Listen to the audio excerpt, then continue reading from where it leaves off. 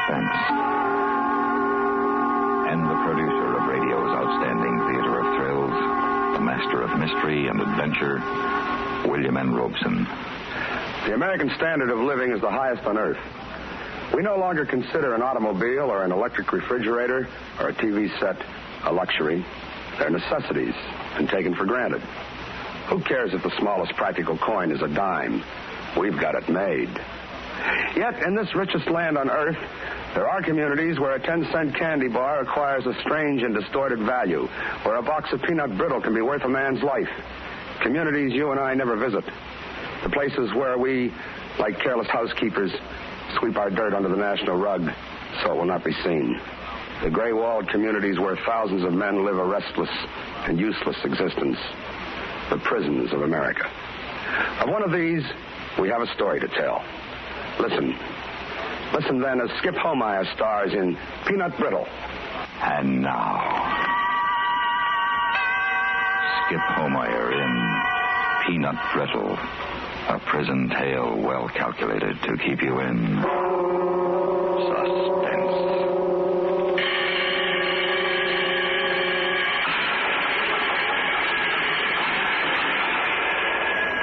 Wow, the bell. It jarred you, huh? Oh, it's awful loud. You'll get used to it. Everything's loud in here. Bells, whistles, the cell doors. Where you from? Upstate. Put your stuff on the top bunk. That's your new home. What you carrying? What? What you carrying? Time. Oh, 1 to 10. Climbing in windows, huh? They got me on armed robbery. You ain't gonna be here long. Well, I got 1 to 10. Man, you'll do a hot minute. The warden will kiss you on the cheek and you'll be home with Mother before you know it. I don't know about that. Listen, man, doing time in this joint is nothing. That is, if you know how. You hungry? Sort of. Don't be afraid to speak up. Man, you'll always be hungry in this lousy place. You like candy? Sometimes. You're a fish, all right. But you'll get to like candy real well, real soon. Man, it's the only thing inside. You want some? Well, what kind? You never asked that in here. Just take it. You got any money on the books? What? Money. Credit in the warden's office, so you can have canteen in here.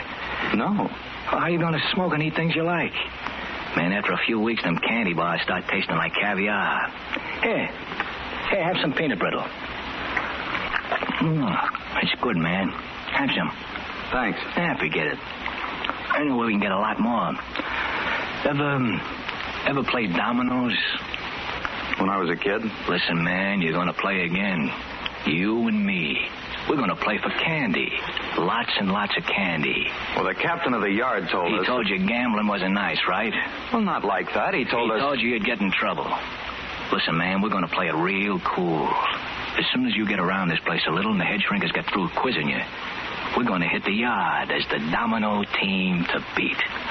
Well, I heard about those games. Don't it take cigarettes or canteen ducats to get in them? You got big ears, man. Well, hear this.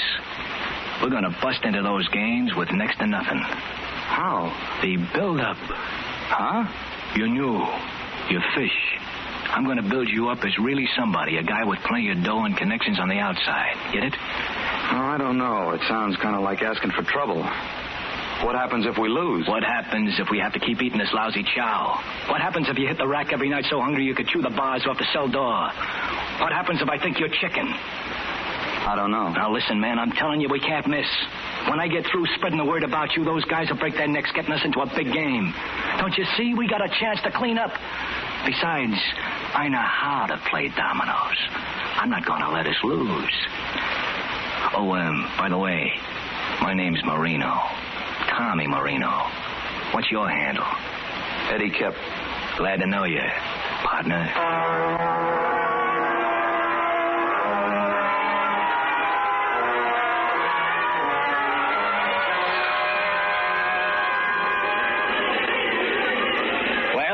What do you think of the yard? It's big, isn't it?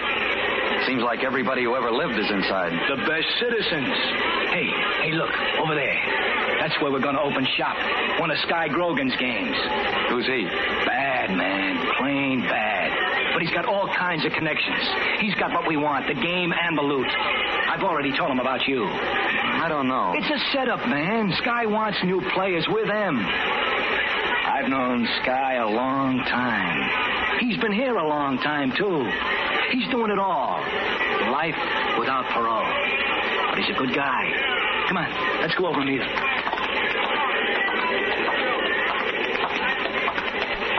How you doing, Sky? Hi, kid. You busy for a minute, man? What's on your mind? I'd like you to meet my buddy I told you about, Eddie. Hi, Eddie. Hi. You letting any new guys in this game? Like you, too? That's right. I don't know. What does it take to get in? Canteen, ducats, cigarettes, candy. What you got? Some peanut brittle. A half box of it. Is there more? Where'd that come from? Sure. Here. Okay. But I don't want any belly aching if you lose. If you win, I pay right then. I want it the same way. You guys playing double or single? Together. You want in now? Well, that's what we're here for. We got our own dominoes. Eddie? Yeah, here they are. You get over there. I'll stay this side of the table. Hey, Sky, who are your players? Johnny, Sid, Tom. Hi. Deuce. Here's 6 for you. 6 right back at you. Trey. Double 4. You got it, Eddie. Double 4, and I'll put an ace on top of it. Here's 5. We'll see it.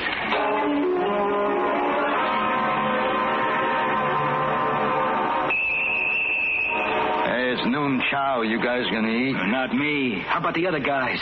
They'll stick if you want to. Well, let's play then. Tommy, we're losing too much. Shut up. Top the tray. I got it for you. And 4 on that. I'm playing a 6. And a deuce.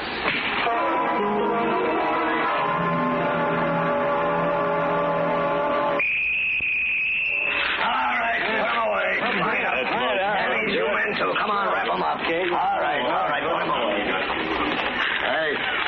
Hey, you guys forgetting something? I told you we should have quit. Tell me up. You owe me exactly 1 box of peanut brittle. Those 10 pegs say so, right? If that's the way you read them. Who's holding the sack for you two? Eddie here. I haven't got anything. Well, you told me you had plenty of canteen Hey, ducats. cut the bull. You guys come into this game talking big canteen, so I want what's coming to me. We'll get it up. Hey, man, don't say we. You were supposed to back us up. It was your idea. You see what happens when you play with kids? Honest, Guy, he told me he had all kinds of loot. So naturally, I figured... You're lying. I didn't say anything. Hey, man. Man, look out who you're calling liar. Listen, you punks. I want what you owe this game. I want candy, peanut brittle. I want it real quick, a whole box. You, kid, pick a better partner next time. Don't worry, I will. Listen, punk, or whatever your name is, you come into this joint, into this game with a lot of big talk about who you were, what you had. You said... That was all Tommy's doing. I only told the guys what you told me. I don't get it. You said if we played... Listen, you're new here, so I'm going to give you a break. You get that candy by tonight. After we're locked up from supper, and we'll forget all about it, okay? Where am I going to get it? I don't care where or how you get it, but get it. Or you better find a way to beat that wall.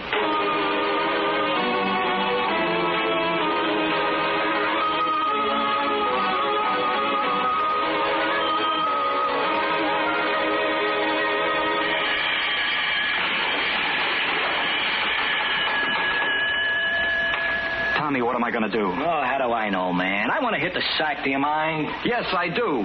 You know I haven't got any money on the books. You know I haven't got any friends outside who'd send me money. But what am I going to do? You were the guy that wanted to build me up for us to play. Now you don't know me. Is that it? Listen, I thought you was a hustler. I figured if we ever lose, you'd be smart enough to hustle up some canteen. I put something in the game, didn't I? Why don't you be a right guy and help us get out of this jam? Us? This is your mess, not mine. Well, what am I supposed to do? Cook up a batch of peanut brittle here in the cell? What's Guy Grogan going to do? Kill me for a lousy box of peanut brittle? It's been done for a lot less.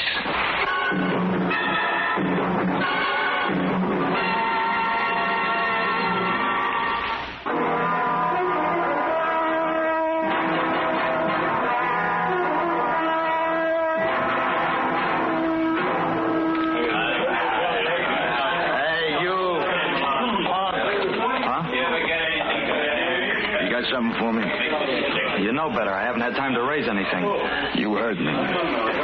You heard what I said out in the yard, didn't you? After supper. Well, sure I did, but you got to give a guy some time. Time? Don't give me that time bit, punk. Leave me alone. I'll leave you alone, hanging head down from this balcony. Let go of me. No, let me go. Please, Guy. Help! Hey, man, easy. He'll fall. Shut up, or I'll heave you over the railings, too. Please, Guy, don't let me fall. How do you like hanging 5 tiers up in the air? All I got to do is let go of your legs. Please, Guy, What please. do you say, kid? What are you going to get me, huh? What you going to get me, kid? Peanut brittle. Peanut brittle. By tomorrow morning, right? Yes. Yes. Yeah, remember, tomorrow morning, when we go to breakfast, I want that peanut brittle. Or next time I'll let you drop. A scram. That's the last lockup. That guy's crazy, Tommy. He's nuts. If he let go, I'd have fallen 5 tiers. I'd have been killed. He wouldn't have dropped you. That's what you think. I got to do something. Why don't you go see the captain? He'd be glad to help you. How? Put you on protection roll. Oh, what's that? That's where they put you when the other cons put the heat on a guy. Like if he gambles and can't pay his losses. You're by yourself, huh? Sort of. If you mean the rest of the guys in the yard can't get to you. Well, how long do you stay there? Until the captain figures no one's after you anymore. Maybe that's where I ought to go. I'll tell you something, man. You picked the wrong guy to run away from. Sky's got friends all over the joint. You know what he'd do? He'd pay a guy to mess up and get put on protection just so the guy could get to you. I don't get it. Why all the hell over some candy? We haven't got it. You mean you haven't got it? Okay, I haven't got it. Listen, man. Sky's doing life. And when you're a lifer, you don't stand anybody giving you a bad time. I'm not hurting him. No? One guy gets away owing Sky canteen, some other character will try it. So if you're Sky, you don't let anybody get into you for canteen. See? Hey, which one of you guys is Eddie? Me. Sky Grogan sent me down to remind you about tomorrow morning at breakfast. He said something about peanut brittle. What am I supposed to do? Fly out of this cell and get him his peanut brittle? Hey, don't give me a hard time. I'm just carrying the word. I'm sorry. Save it for yourself, man. Sky ain't kidding. Well, won't he take any other kind of candy instead of peanut brittle? Sky says peanut brittle. Nothing else. Well, why just peanut brittle? Well, he uses it to get cigarettes or favors from the other cons. Doesn't he want it to eat? You kidding? Sky don't like any kind of candy, especially peanut brittle. He's got stomach ulcers.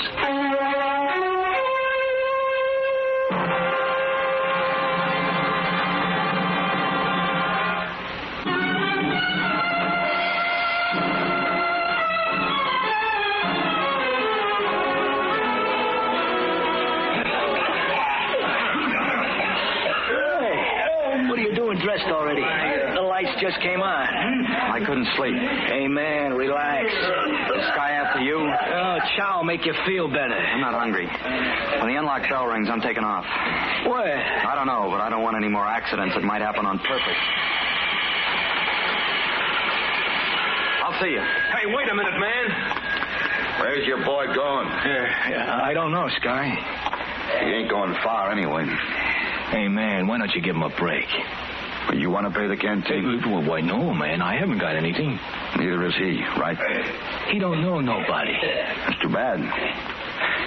If you was any kind of a guy, you'd help the punk. I can't, man. Oh, you're sad, man. Real sad. If you see your boy, tell him there's no use running. Them walls can't run with him.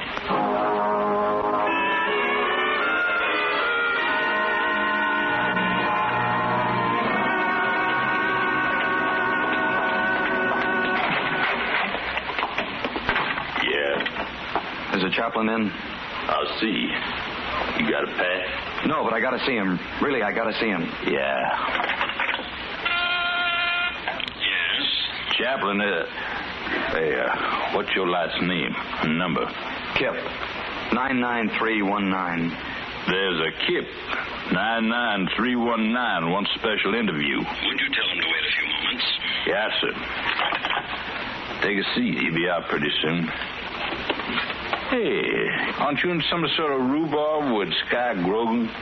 I don't know what you're talking about. Oh, yeah, you do. You and Marino played one of Sky's domino games. You couldn't come up with the loot, could you? That's my problem. Taking it to the chaplain, huh? He can't do you no good, except to take you to the captain so you can sing to him. I'm not seeing the chaplain about that. Oh, you kidding. It's written all over your kissy. You're scared. How long you think the chaplain will be? Why don't you just pay, Sky? Ain't gonna do any good squawking to the chaplain. Why don't you leave me alone? I'm just telling you something for your own good, fella. I don't need your advice. I can take care of myself. Yeah, sure you can. Where is the man who wanted to see me? He just left, sir, so he couldn't wait after all. Oh? Was he in trouble? Everybody in here in trouble, ain't they, sir?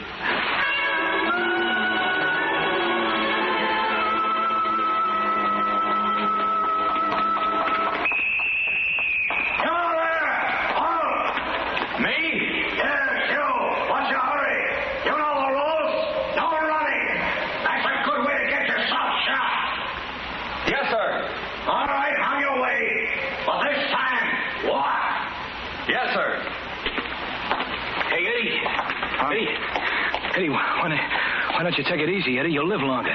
You tell Sky that. Look, man, I got the solution. Why don't you just hide out somewhere? Then maybe I could scratch up some canteen. Hide out where? I know a place where no one can find you. Not even Sky. Come on, I'll show you. Why are you worrying about me so sudden? You want help, or don't you? Sure I want help. Well, shut up then and listen.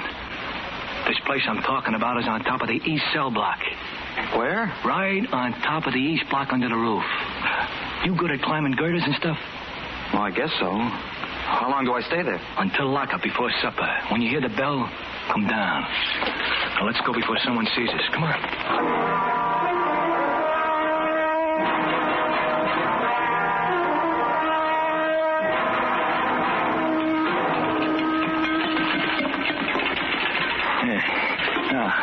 How about this? Who's going to find you here? Unless someone tells him. I don't know. It's awful high up here. I don't have much room to move around. You going to practice dancing up here or something? Now, just sit still until it's time to come down. Can't even see the floor from here. You can't see anything. If a guy fell, he'd just slide off the roof of the cell block. Nothing would stop him. You want to keep away from Sky, don't you? Yes. Well, then stop worrying, man. You're safe now.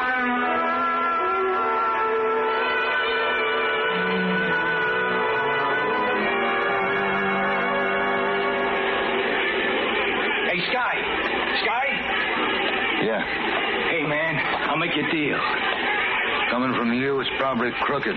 Come on, man, I'm serious. I got a deal. You know that peanut brittle Kip owes you? Yeah. Put me back in one of your games, and I'll tell you where you can find Kip. Aren't you his cell partner? His buddy? So? You don't like him suddenly. That it? That doesn't have anything to do with it. I'm on your side. Like a rattlesnake. Do you want to find Kip? Maybe. I need some canteen, cigarettes, candy, anything. And your buddy is the price. He's not my buddy. I thought you wanted to get the canteen he owes you. Has he got it? I don't know. He's pretty scared, isn't he? You can bet on that. Tell you what, I've been thinking it over. The kid's new, or he wouldn't listen to a rat like you. I'm going to give him a good scare. Teach him a lesson. Where is he? Cigarettes? Candy?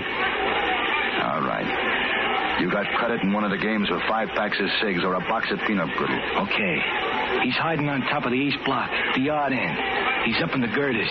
There's a flat spot there. That's where he is. How'd you find that spot? I took him there. Real friend, huh? Okay, take the game nearest the north block door, and I'll get out of my face. You said you wanted to find Eddie? Yeah. It's great to have friends. Hey, kid.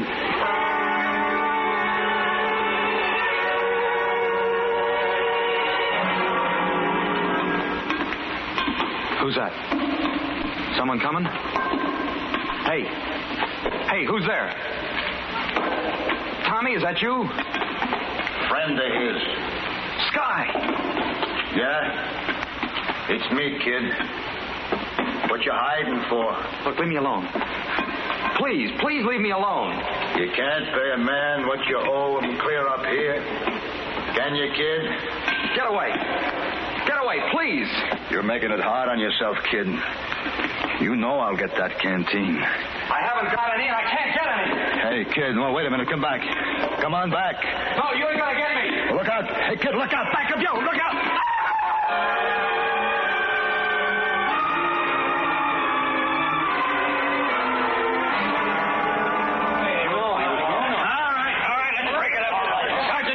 Send a stretcher out right away. What happened, son? I'm hurt. I'm hurt real bad. All right, son, lie still. Sergeant, you know this boy? Yes, sir. Kip, he's new here. Did you see what happened? No, sir, I only heard him fall. From one of the tiers? I believe the roof of the block. I was on the 5th tier myself checking cells. He fell right past me. Eddie didn't fall, sir. He was pushed. What's that, Marino? I said he was pushed. Pushed? Who pushed him? Grogan, sir. Hey, you up there! Stop where you are! Call off the gun, Bulls. I'm coming down. All right, Grogan, make it careful. The captain wants to see you.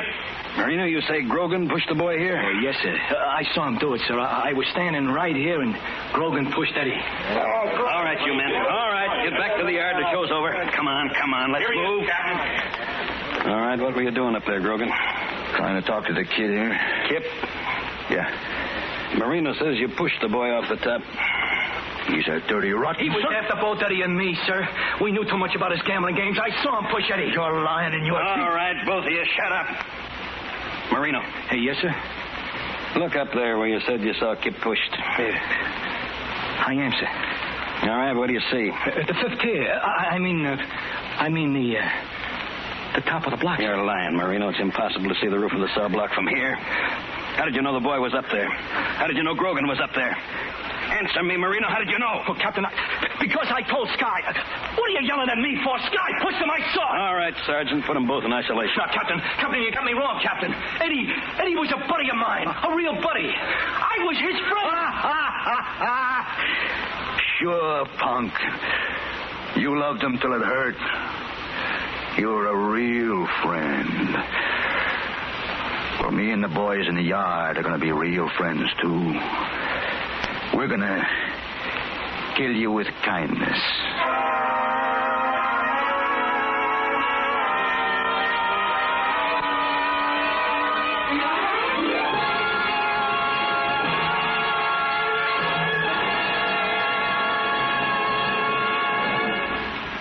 Suspense. In which Skip Homeyer starred in William N. Robson's production of Peanut Brittle, written by Jules Maitland. Listen again next week when we return with another tale well calculated to keep you in suspense. Supporting Mr. Homeyer in Peanut Brittle were John Daner, Lou Krugman, Peter Leeds, Lou Merrill, and Barney Phillips.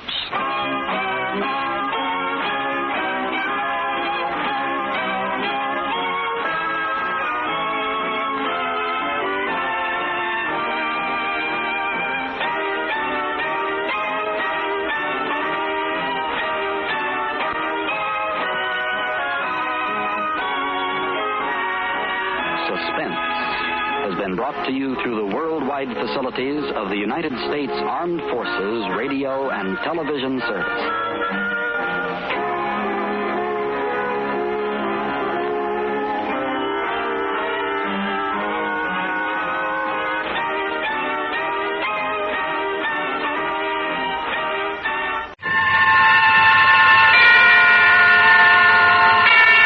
Suspense. And the producer of radio's outstanding theater of thrills, the master of mystery and adventure, William N. Robson. The most lurid of crimes is the crime of passion. No mere bank robbery or stock swindle can compete for newspaper space with a nice, juicy love nest murder. Our story concerns itself with a murder which criminologists would classify as a crime of passion. But we feel that it is just the opposite. A crime of no passion. A negative murder committed because passion had fled and love was dead. A homicide without hope. Listen then as Miss Kathy Lewis stars in A Statement of Fact, which begins in just a minute. And now, A Statement of Fact. starring Kathy Lewis. A tale well calculated to keep you in suspense. I'm sorry, no comment. Let me through, please. Will you let me be sorry? I have nothing to say at this time. Oh, hiya, Chris. You didn't waste any time. Can't afford to. How'd the press get in on this? The sheriff called him after I told him you were on your way down. Publicity hound, huh? Well, every little bit helps in an election year. Yeah. Where's the prisoner? In there with him. Where's she been hiding these last 3 days? I don't know. She didn't talk, at least to me. She'll talk to me. Just a minute. The sheriff left orders that he's not to be disturbed. What's your name? Deputy P.G. Thaler. Mr. Thaler, I want you to go and stand by that door over there. Huh? No one, absolutely no one, is to come through that door until I say so. I take my orders from Sheriff Morrow. Oh, you do? Thaler, Hey, I thought I told you I didn't want anyone around here. Morning, Sheriff. Who are you? Dale Christian, Deputy District Attorney. Oh, we can handle this situation all right, Mr. Christian. Is Mrs. Dudley in there? Yes. She's guarded? No need to go. Get in there, John. Don't take your eyes off her. Right, Chris. Now, look here. Now, you look here, Sheriff. You're going to do as I say. Just a minute there, Bradford. He has no right to go into my office. He has every right to go in there, and I'll show you why. Here. See this? It's a warrant issued yesterday afternoon for the arrest of Ellen Randall Dudley. When you see that seal and that signature, your authority is automatically superseded. No one comes in here and tells me how to run my job. I'm telling you. You're trying to get your name and picture in every newspaper in the country at the expense of this case. I'll have no more of it. This is no pressman's holiday. If you have any brains at all, you'll take Mr. Thaler here and go outside and get rid of those reporters as fast as you can. I'll take action against you for this, Mr. Christian. You just do that, Sheriff, and see where it'll get you.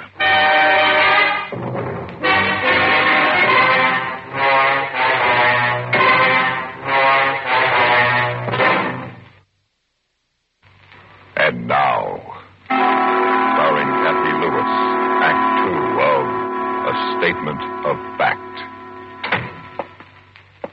Morning, Miss Dudley. Yes? My name is Christian, Miss Dudley. I am the Deputy District Attorney. All right, John. Okay. What are you going to do? Just ask a few questions, Miss Dudley. What kind of questions? I'm obligated to warn you that whatever you say right now may be used later in the court. And to be on the safe side, I shouldn't tell you anything. Miss Dudley, listen carefully. Yesterday afternoon, I attended a coroner's inquest inquiring into the death of your husband, Robert Ames Dudley. Yes. The coroner's jury determined that Mr. Dudley came to his death as the result of wounds inflicted by you, his wife. A hatchet was presented as evidence and was identified by police experts as the murder weapon. That hatchet carries fingerprints identified as yours. 2 witnesses, your maid, Ethel Lee Barth, and a neighbor, Mrs. Frank Thompson, gave testimony that further incriminates you. Enough evidence was presented for the coroner's jury to recommend that you be taken into custody and held for the action of the grand jury. Now, do you understand what I have just told you? Yes, I think so. In a few days, the grand jury will meet and charge you with murdering your husband. Do you understand that? Yes. Fine. Now, a frank, honest statement from you right now may determine the disposition and the proper plea to be entered on your behalf. What do you mean, Mr. Christian? Proper plea? Miss Dudley, you murdered your husband on the night of the 13th. And the sooner you admit that, the better off you'll be. Suppose I don't admit anything. Then you can expect no clemency, and that, of course, is entirely up to you, Mrs. Dudley. But I must tell you that the death house in the state penitentiary is full of people who didn't listen to reason while they still had a chance. This is your chance, Mrs. Dudley, right here and now. Well? I don't know what to do. If you don't take my advice, they'll hang you. I promise you, Mrs. Dudley, they'll hang you as certainly as you're sitting in that chair. Well? I don't know what to do. I don't know what to do.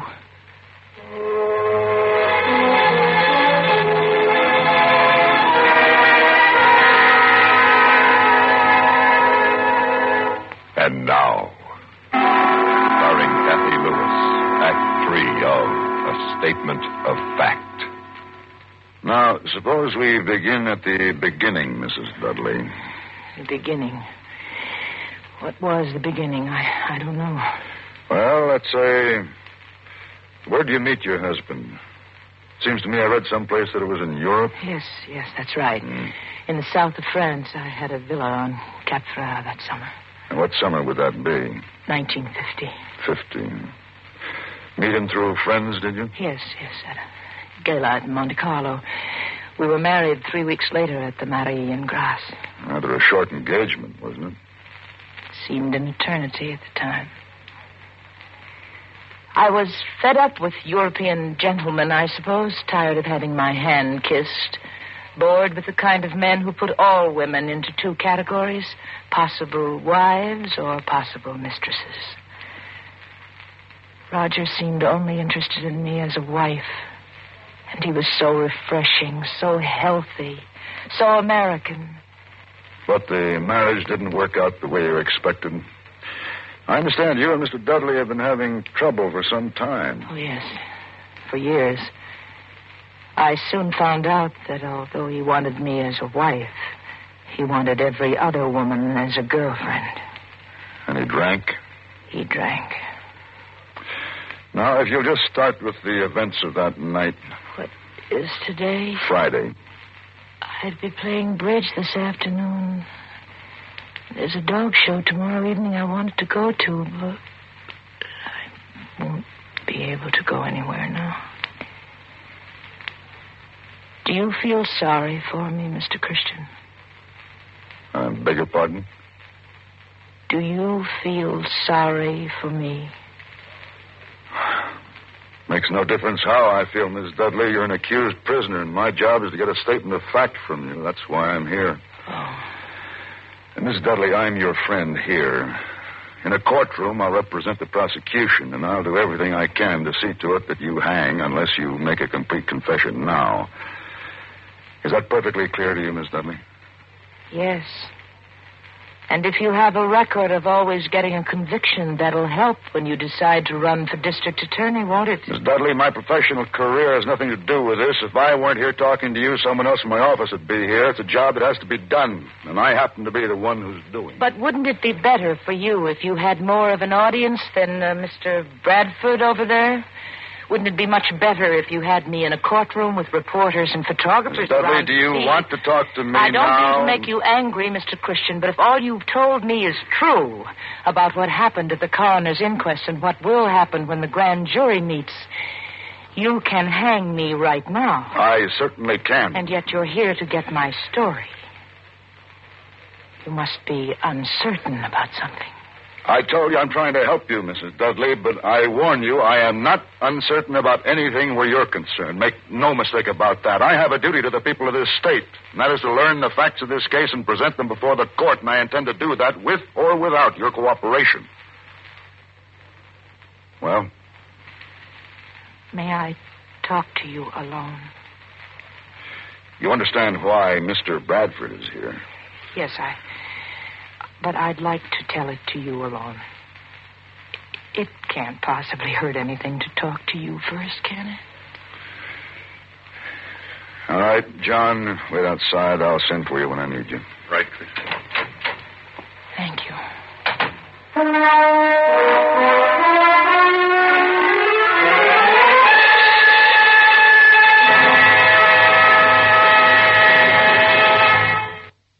And now, starring Kathy Lewis, Act 4 of A Statement of Fact.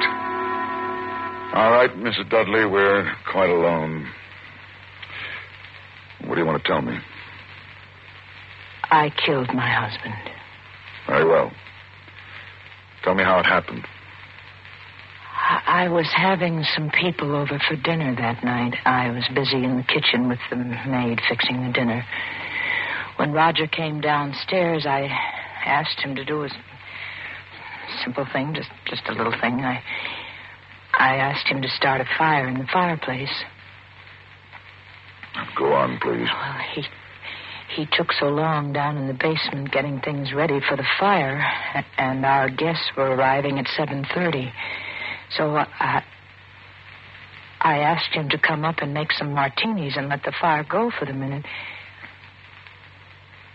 He called me a name. Why? I never knew why he did things like that. I went downstairs to ask him why he was so angry, and he called me another name. It wasn't just the name or him being angry. It was all of the things he'd done to me before, the arguing and the fighting and the insults. When he started up the stairs, I picked up the hatchet and I hit him with it. He fell down. Then what did you do? I ran upstairs and put on my coat and left the house. Where have you been these last 3 days? I never left town. I took a room at a motel, and last night I decided I better get away, go east maybe. Somebody recognized me at the bus station. Why did you kill him? He took my life away from me, Mr. Christian. I don't understand. When I went down the stairs that night and saw him standing there, I suddenly realized all he had taken from me. Everything that was young and fresh and wanting. And I despised him for it.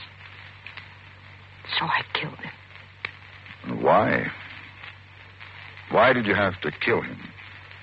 You could have divorced him, left him. Don't you see what he had taken from me, Mr. Christian? There was nothing left for him to steal from me, or nothing left for me to give to another man. Are you married? No, I'm afraid I've been too busy.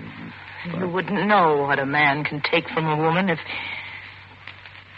Mr. Christian, am I someone you'd want to be married to if this terrible thing hadn't happened?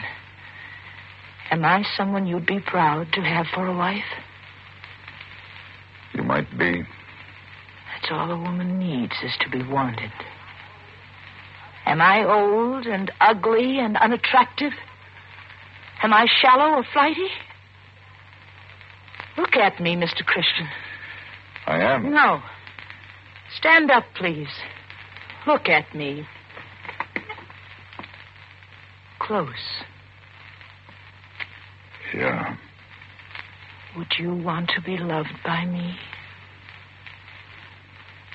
You're very beautiful, Mrs. Dudley. Have you any idea what it means to be a beautiful woman, Mr. Christian?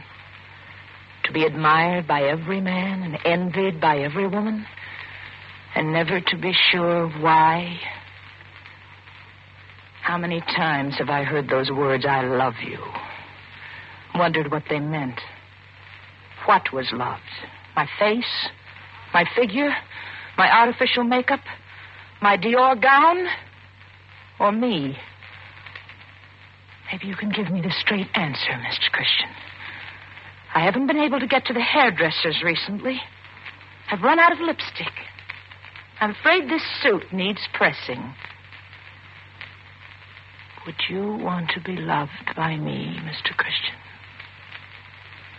Yes. Yes, I would. Well, I was nothing to Roger Dudley, nothing. And my love was nothing to him. I was a fixture, a decoration, an animal. And he took all of it. My love and my life, and then he stood at the bottom of the stairs and called me a name. Mrs. Dudley, now, listen to me. Listen to me. Now, no one saw this happen.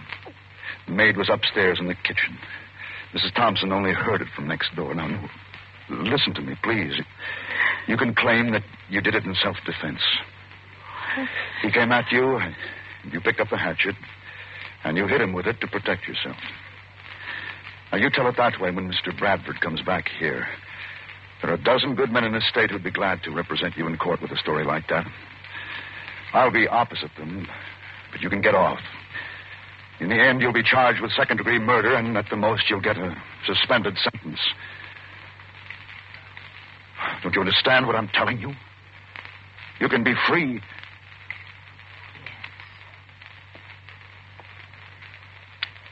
Yes, Mr. Christian. All right, let's have Mr. Bradford in here now, please. Right. Wait a minute. Hold it. I can never be free. What are you talking about? You haven't understood a thing I told you, have you, Mr. Christian? He took my life away from me a long time ago. Can't you see, Mr. Christian, I don't have any life to live now? Mrs. Dudley, you have everything to live for. Look, you're young, beautiful. You want and need all of the things that life can give you. Too late, Mr. Christian. No, it's not too late. You must listen to me. You're too valuable a person. Too desirable, too beautiful to die. You must live. Why? For me. For us. What? You need to be loved. You need me. God help me. I need you. I need you. I need you. A few minutes ago, you were telling me about your duty to the people of this state, Mr. Christian. Tell me about it now.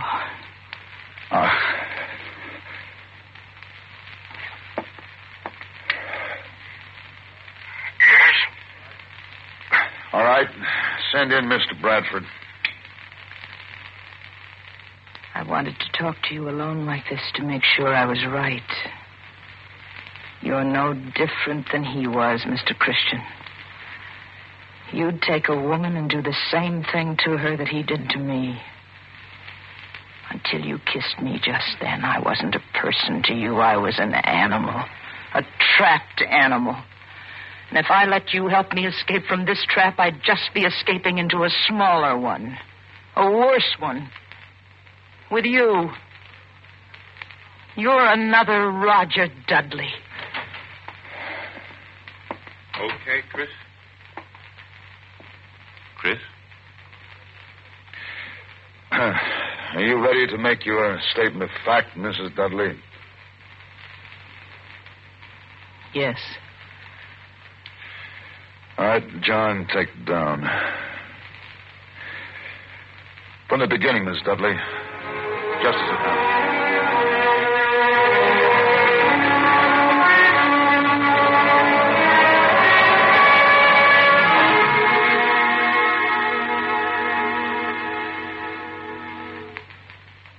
Suspense, in which Kathy Lewis starred in William N. Robeson's production of A Statement of Fact, written by E. Jack Newman. In just a moment, the names of the supporting players and a word about next week's story of Suspense. Supporting Kathy Lewis in A Statement of Fact were John Daner, Charles Seal, and Barney Phillips. Listen. Listen again next week when we return with another tale well calculated to keep you in suspense.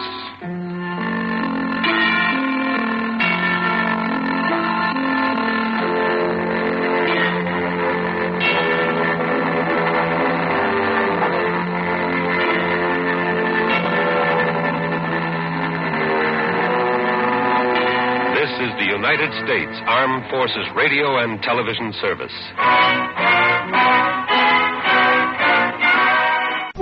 Suspense. Tonight, Roma Wines bring you Robert Taylor in The House in Cypress Canyon, a suspense play produced, edited, and directed for Roma Wines by William Spear. Suspense, radio's outstanding theater of thrills, is presented for your enjoyment by Roma Wines. That's R-O-M-A, Roma Wines. Those better-tasting California wines enjoyed by more Americans than any other wine. Yes, right now, a glassful would be very pleasant, as Roma Wines bring you Robert Taylor in a remarkable tale of suspense.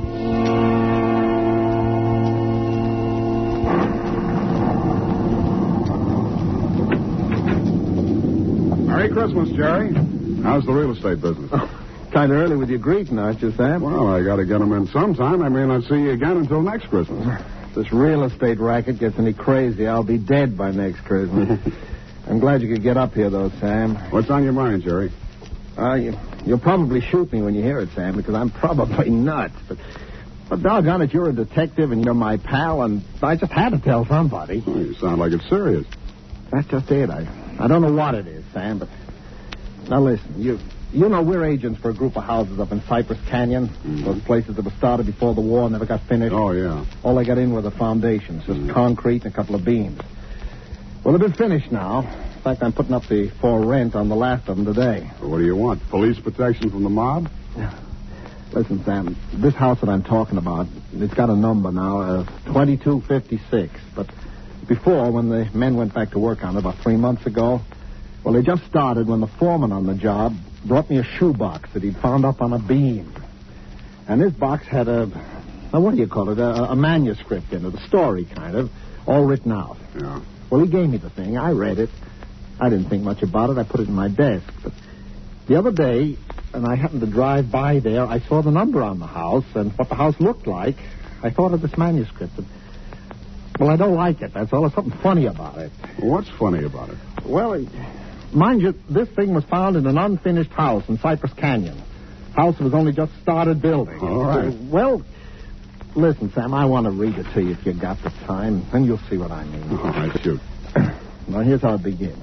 To whom it may concern, my reasons for setting down on paper what follows here will be abundantly clear to anyone into whose possession it may fall. First, let me say that I'm a very ordinary person. My name is James A. Woods. I'm 35 years old. By profession, a chemical engineer.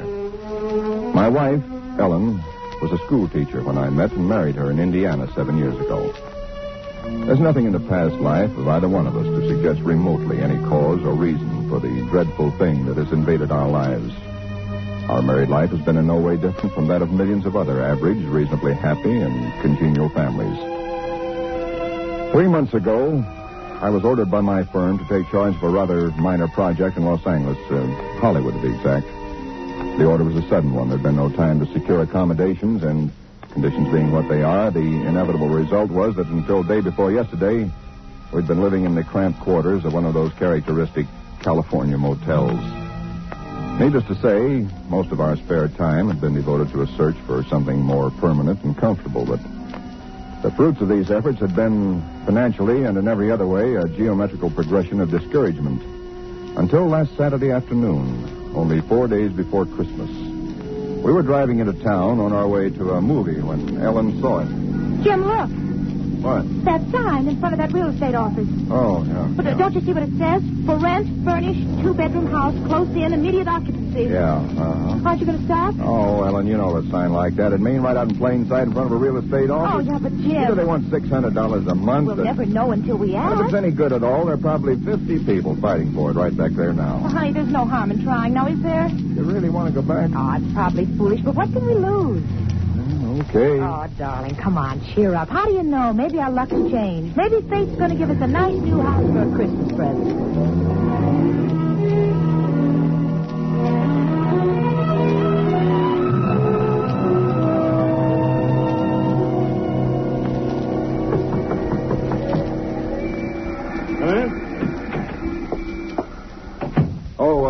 We're sorry to bother you, but we just happened to see that for rent sign outside. Oh, yeah. I hung it outside just this minute.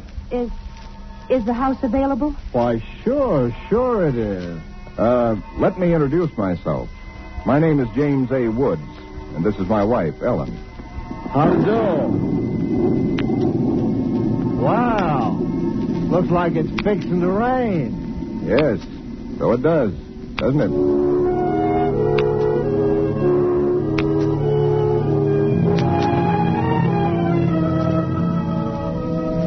Well, it was one of those things. The real estate agent had just been authorized to rent the place by mail that morning, and he'd hardly had time to look at it himself and put up his sign when we drove up.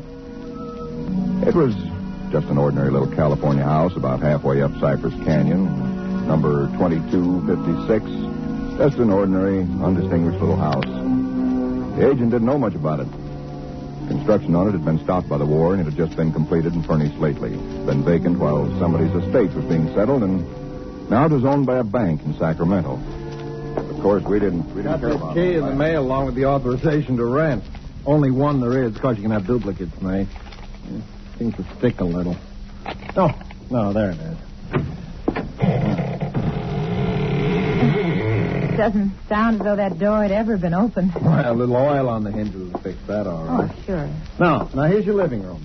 Furniture's a little dusty, of course. You got to expect that. It's good furniture, though, you see. Benson Brothers. Yes, Now, over here's a little den. Panel, you see. Radio, fireplace. Really a very attractive little room, particularly for a man. Yep. Now, the bedroom's off the living room here. Everything's all on one floor, you understand? It's quite nice, I think. Yes.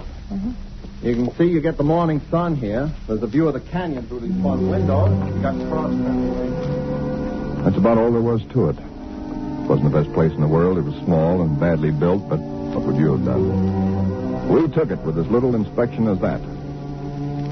It was the Saturday before Christmas.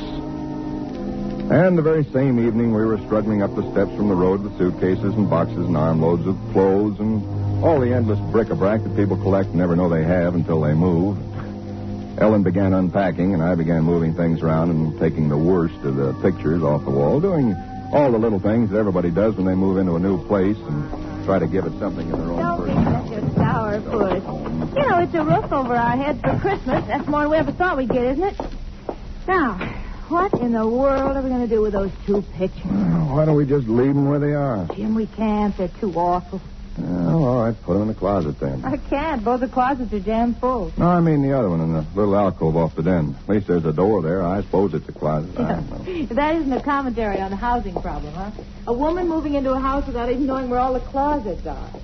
Take the pictures down, will you, honey? Bring them in here. Okay. Oh, I guess you'll have to help me with this door. I can't get it open. Let me see it. Well, of course you can't, silly. It's locked. Where are those keys we found in the desk? Here they are. No, not this one. Sure, this one won't work. Well, feels like an awful solid door for a closet. Oh, and that's one solid door in the house. Well, this one won't do it either. Well, we'll just have to get a locksmith up here on Monday. I'll put the pictures behind the desk, okay? Yeah, all right. Jim, if you could just help me move this armchair, huh? Oh, Ellen, will you let it go until tomorrow? You know what time it is? Oh, but, honey, I'd like to get the place looking just a Yeah, little but it's bit. almost midnight. In fact, it's exactly... What was that? Tomcat, I guess, out in the brush somewhere. Sounded near. Hope that doesn't go on all night. Well, there's much we can do about it. Come on, Ellen. I'm dead tired. All right, Jim. Where'd you put the toothpaste, honey? Right in the medicine cabinet. Oh, yeah. Jim, we ought to get some firewood tomorrow. You know, a fire in that living room would make all the difference in the world. Dad, Sunday. Well, Monday then. Jim, I think red curtains are what we need, don't you? Mm-hmm. You know, just at least for the living room. Anyway, the ones in there now have just got to come down. Yeah, I suppose they do. What do you think of red? Well, I guess it's all... Jim. It's some tomcat. Jim, it sounded in the house. Oh, now, how could it be in the house, Ellen? We've been over every inch of the house. Except that closet. Now, how could a cat or anything else be in the closet that's been locked up for over a year? I don't know. Probably under the house. A wildcat or mountain lion or something. I hear they have them in California. Jim, I don't like Well, it. neither do I like it, but there's nothing we can do about it tonight. Oh, maybe we ought to call somebody, the police or some don't neighbor. be silly, Ellen. You act like a kid. Come on, let's go to bed, huh? Oh, all right. I suppose it is silly. Jimmy, did you lock the door? Yeah. Can I turn out the lights now? Yeah. All right. Good night, Ellen. Sleep tight. Good night, Jim.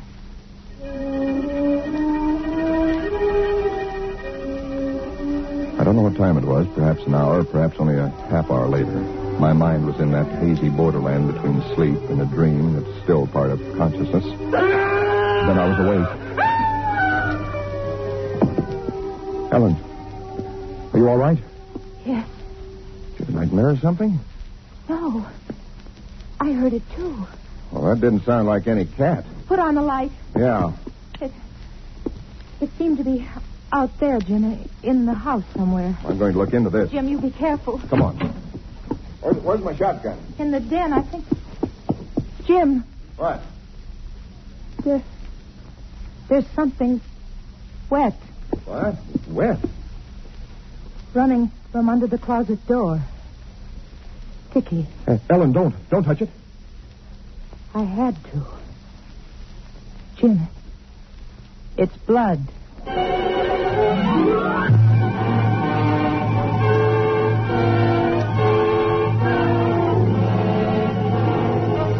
For Suspense, Roma Wines are bringing you Robert Taylor in The House in Cypress Canyon. Roma Wines' presentation tonight in radio's outstanding theater of thrills, Suspense.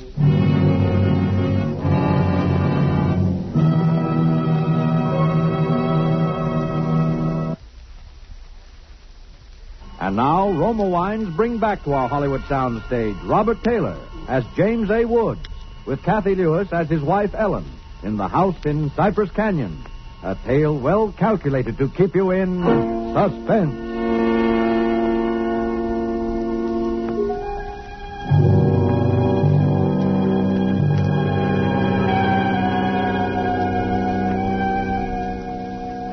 It cannot be too difficult to understand from the foregoing why I've taken the pains to set down in writing the events related here. To find in one's newly rented house a closet which cannot be opened is in itself certainly no great cause for alarm. But to be awakened in the stillness of the night by unearthly cries within that house, to find oozing from under that closet door something that is unquestionably blood, that's another matter. Perhaps others might have been braver than we. Suffice it only to say that we got out of the house in something very close to a panic, and only returned when we had the moral support of two stalwart Los Angeles policemen. You just moved in here, you say? That's right, officer. You can see we're still unpacking. And the place has been empty right along before that? Yeah, I don't know much about that part of it. You could check all that with the real estate agent, though. Well, where is this closet? Oh, it's right in here, officer. And the blood is... Where? Where's the blood? Jim? Officer, I swear to you, there was blood on the floor less than an hour ago. I saw it. Uh-huh. It was running out from under that door. We heard that noise, and we got up, and then we saw it. The door was locked. Locked, huh? Oh, no. Well, it seems to be all right now. Hey, you folks aren't trying to be funny, are you? Isn't there anything in it? No, ma'am, there is not. Look, officer, we're reputable people. You can call my firm. They'll tell you all about me. There's nothing wrong with this closet. Walls are solid. No trapdoors. If you think I'm lying... I didn't say that, mister. Oh, you probably did hear some sort of noise, and you got a little panicky. What about the blood? It got on my hand. Isn't there now, is it? Yes. Where? I feel it. Now, you folks just take it easy. You're liable to hear all kinds of noises up in these canyons at night. You're from the east, you say? Yeah. I'm sorry, officer. Ah, that's all right. That's all right. If you have any real trouble, call on us anytime. All right. Well, good night. Good night. Good night. Hey, you ought to have this door fixed. That's enough to scare you. Yeah, we're going to have it fixed.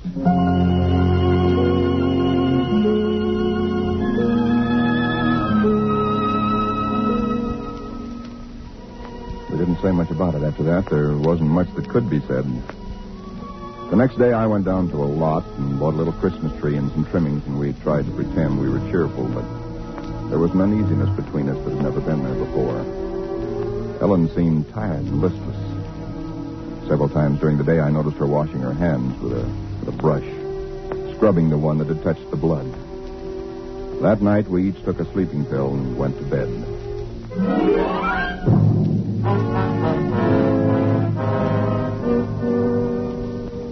It was sometime after midnight when I was suddenly wide awake and staring into the darkness. In some way, I knew at once and instinctively what had awakened me. Ellen was not in her bed nor in the room. The nameless thing I feared gripped at my heart until I could scarcely breathe. I opened the bedroom door and started through the house, putting on every light that I could find. There was not much to search, but I searched thoroughly. The living room, the kitchen, bathroom, den, even the garage. And all the time, the dread of looking where I knew at last I must look. For I think I knew from the very first time where I'd find her. It must have been a full minute that I stood before that closet door. Then, I opened it. She stood there rigid, her arms at her sides, her fingers extended like claws. Her hair was over her face, her eyes stared out of it. Her lips were drawn back in a grin like an animal at bay. For a moment, I was frozen with the horror of it. I stretched out my hand. Very deliberately, she turned her head and sunk her teeth until they met into the flesh of my forearm. I'd raised my hand to strike at her, but already she'd relaxed her hold and gone utterly limp. She would have fallen unless I'd caught her. I carried her into the bedroom and laid her on the bed. Strangely, at that moment, my only thought was how I might revive her. Until I saw that it was not a faint, but a sleep that she'd fallen into. Sleep as deep and heavy as though she'd been drugged. And so I left her. But for me, that night, there was no sleep.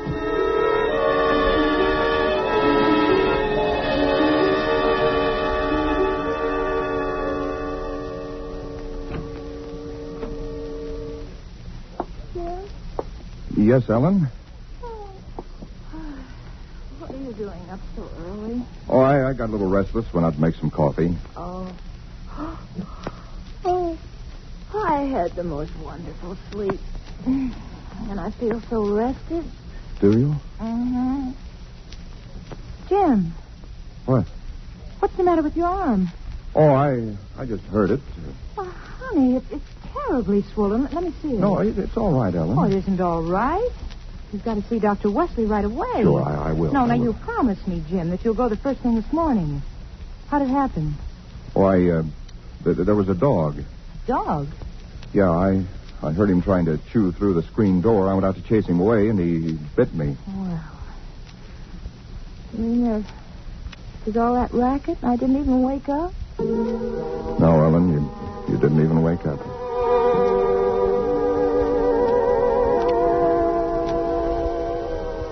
It was clear to me that Ellen knew nothing of what had transpired the night before. I went to my office that morning and made a pretense of going over routine business, if only to restore my mind to some semblance of calm by the sight and sound of common, familiar things. Pain in my arm had become a persistent, dull throbbing. I made a late appointment with Dr. Wesley. He treated my arm with something of an arched eyebrow, and he said, Well, I've never seen anything quite like it before. That is, such a rapid onset of infection.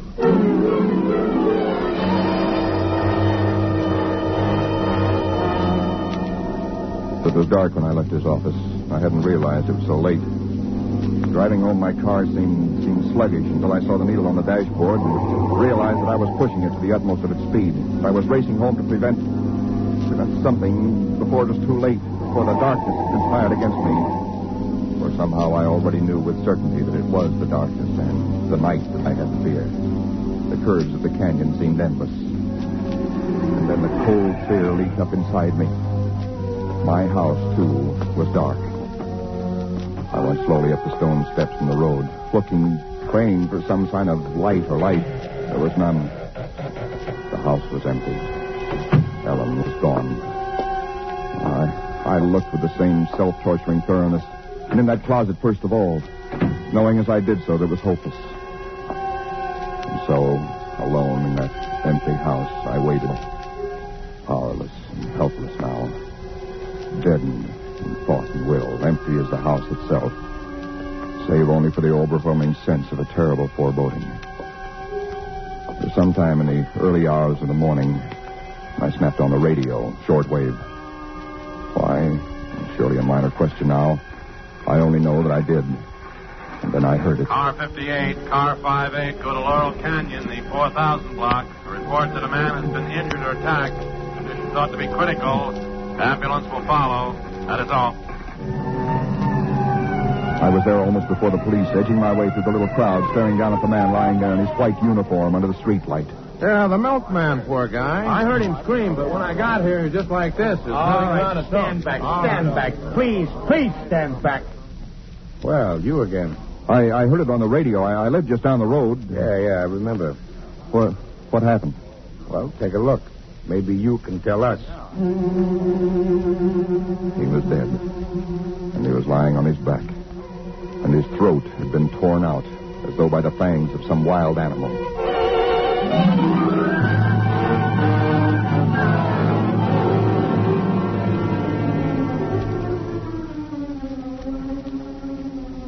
now Christmas Eve. Or rather, Christmas morning, for it's a little after midnight. I've been waiting here in the stillness of this empty house for nearly 24 hours, waiting for the end. Already once tonight, I've heard that dreadful wailing cry somewhere in the hills. I've nailed up the closet door, but that I know is childish, useless. My arm is horribly swollen and turning black, but that's nothing. It's another end that I foresee, as surely as other men foresee the rising of the sun. I hear the cry again. It's nearer now. I shall leave these notes in a sealed envelope and put it in a shoebox, in the hope that someone will give credence to these dark and terrible events, if indeed such nameless horrors can ever yield to mortal understanding. As for myself, I feel no longer any fear or even sorrow. Only a desire that the end and the thing that I must do may come soon. And it will be soon, I know. Yes.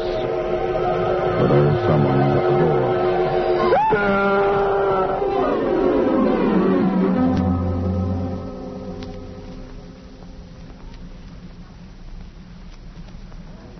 Someone at the door. Huh. What do you make of it, Sam? Quite a yarn. But what of it? That's what I thought. Now, listen, that's not quite all of it. Huh? Clip to it's a newspaper clipping. Listen. Hollywood, December the 26th. Police reported what was apparently a case of murder and suicide in Cypress Canyon sometime in the early hours of the morning. The victims were James A. Woods, a chemical engineer, and his wife, Ellen. Preliminary investigation indicates that Mrs. Woods was killed by the blast of a shotgun in the hands of her husband, who then turned the weapon upon himself. That she fought desperately for her life, however, was evidenced by the disorder of the room and the severe lacerations inflicted upon her husband about the neck and arms. This is the second tragedy to be reported in Cypress Canyon within 24 hours, the other being the unexplained death of Frank Polanski, a milkman. Well, no such murders or whatever they were ever occurred, if that's what's worrying. The clipping, well, they have those things printed up, you know. No, it's not that, Sam. That story was found in an unfinished house in Cypress Canyon. No number, no nothing, just a framework. Uh-huh. Now that house is finished. When I drove by it today, well, that's what stopped me, Sam, because it all fits. Now that it's finished, it is the house in the story, the same construction, the same vines and creepers on the lawn, even the same number. So what, a guy who knows roughly what this house is going to be like writes a yarn and loses it or something? Did he know the place was going to be listed for rental today, the Saturday before Christmas? Oh, Jerry, coincidence. Two bits you find the guy next door is a ghost story writer or something, and he's been wondering for a year what happened to that thing he wrote. Okay, coincidence. Well, I'm sorry I bothered you. Don't be silly. I liked it. It's a good yarn. That the for rent sign you were talking about? Oh, yeah. I'm going to put it up outside now. Uh-huh. Well, so long, Jerry, and Merry Christmas again. Well, thanks, Sam. I guess I was kind of silly, all right. Huh? Listen, when a guy named, whatever it is, Woods, with a wife named Ellen, comes in to rent that place from you, then you can start worrying. Yeah. Well, so long, Sam. So long, Jerry. Come in. Oh, we're sorry to bother you, but we just happened to see that for rent sign outside. Yeah, I hung it out just this minute. Is the house available? Oh, sure it is. Let me introduce myself. My name is James A. Woods, and this is my wife, Ellen. How do? Wow. Looks like it's fixing to... Yes, it does, doesn't it?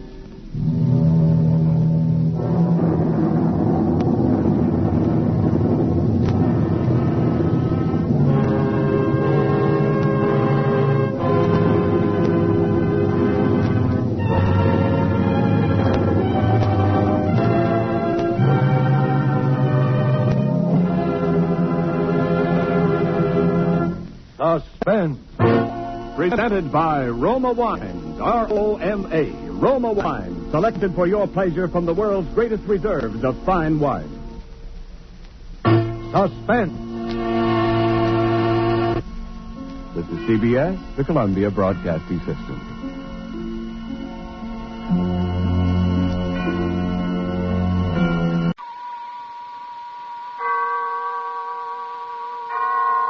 Autolite and its 98,000 dealers present Suspense.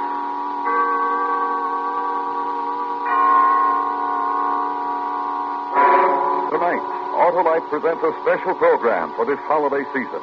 The unusual dramatization of 'Twas the Night Before Christmas, starring Miss Greer Garson, who appears by arrangement with MGM, producers of the new color picture Knights of the Round Table, in CinemaScope, starring Robert Taylor, Ava Gardner, and Mel Ferrer.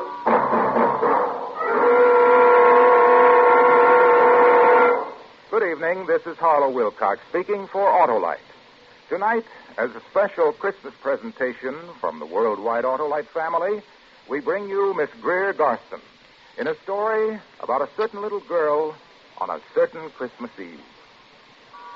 And now, Autolite presents transcribed 'Twas the Night Before Christmas, hoping once again to keep you in suspense.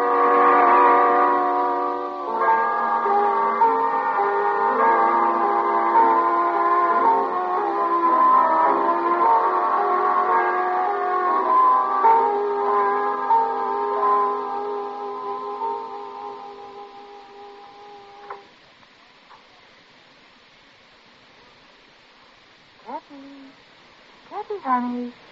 Come on, wake up. Wake up, Kathy. It's the day before Christmas. Oh, and there's so much... Miss Brock, it's light out already. You said you were going to wake me really early today so we could go to the airport and meet them. Come on, up you get. Let's get you dressed. Buffy, they're going to be waiting for me and you didn't wake me. I know what, they're home already. Kathy. Mommy! Daddy, where are you? Daddy! Mommy? Buffy, they're not in their bedroom. Where are they? Kathy. I know. I'll bet they're in the kitchen already having their coffee. Mom...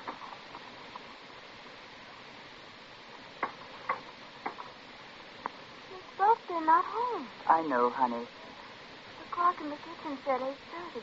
Kathy, here, put this on, dear. You told me you wanted to wear this dress today. That's why I ironed it for you. Miss Buff. Yes, dear? Why aren't they here? Oh, they'll be here. But when I talked to Mommy on the telephone yesterday, she said she would be here at 6 this morning. And I promised her I'd meet her at the airport, her and Daddy. I know. And Daddy said he had a surprise he was bringing for me all the way from Paris. It's 8:30, Buffy. Let's go out to the airport now. Oh, but there's so many things to do first. You've got to get your breakfast, and we have to finish decorating the tree. And, there's so many things I want you to help me with. Everything can wait, Buffy. Hurry, I promised to meet them. No, dear. Why not, Buff? Well, I think we'll wait for them here. Kathy? Yeah? You remember what you promised your Mommy and Dad? You did do everything I asked you while they were away. Yeah. Then, you'll wait for them. All right, Buffy.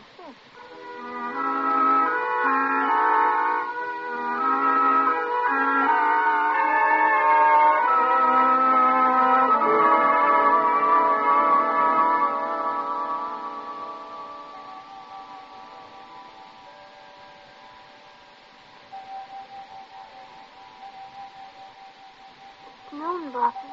I know. Don't you think they might have called and told us they'd be late? Oh, I'll go and make our lunch. You must be very hungry. No, I'm not. Oh, you didn't eat your breakfast, Kathy. Miss Buff, I'm not hungry. Look. Oh, look, it's snowing, honey. We'll have a nice warm lunch, and then we'll go out for a long walk. You should have called. I'll tell you what, Kathy. We'll take our walk first. We'll see the shops. We'll visit. We'll go and see Johnny and your aunt and uncle. Maybe if it snows hard enough, we can all build a snowman. Wouldn't you like that? Yes, that would be fun. Well, go get your coat and hat and galoshes, dear. All right. And when we come back, Mommy and Daddy will be home. Well, you go and get your things now. Oh, I'll get it, Buffy. Mommy. Oh, who's this, Daddy?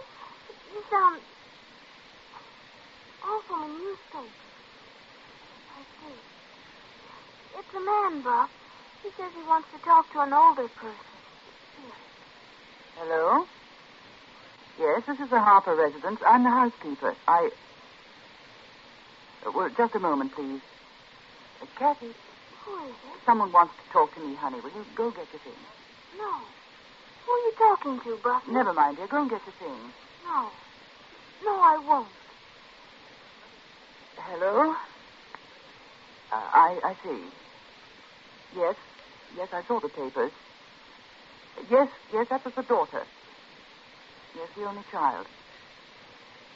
No, she doesn't. No, I wish you wouldn't. Please, don't. Here. No. Who was it? Oh, just a man, honey. He was from the newspaper. Why? What did he want? Nothing. He asked about me, didn't he? Why? Honestly, honey, it was nothing. It was about Mommy and Daddy. Oh, wasn't anything important. What? Yes, dear? I don't know. Look at that snow coming down, Kathy. Get your things, dear. Go on.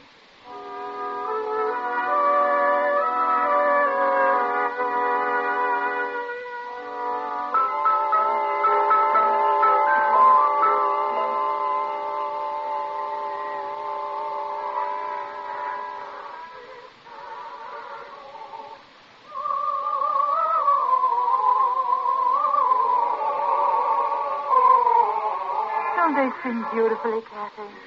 Very lovely. The street and all the decorations and the singers. It's very lovely, Miss Buck.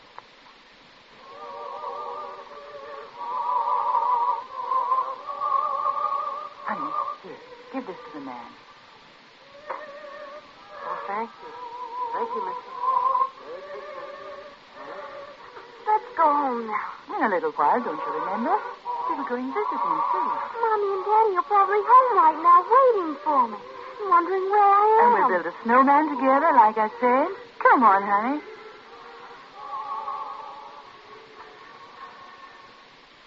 I remember when I was a little girl how excited I'd get. Oh, all the wonderful things to see. The sights and the smells and the sounds. Pretty shop windows and snow. To be a little girl at Christmas time. To be young at Christmas time. And happy. What's the matter, Buffy? Oh, Kathy. Buffy. Let me hold you. Oh, Kathy, darling. Buffy, you're crying. I'm just silly, I guess. Why, look, there's Santa Claus watching us. Let's say hello to him. You were crying. Hello, Santa. Merry Christmas. Oh, Merry Christmas, little girl. Merry Christmas. Why, you're a pretty little girl. What's your name? Kathy. Oh, that's a nice name for a nice little girl like you. Thank you. And I can tell you've been a good little girl. I saw the way your mommy was holding you. She's Miss Buff. My mommy's away. Daddy, too. We're taking a walk to make them come home. Oh, and where are they? I don't know. I don't know. I don't know.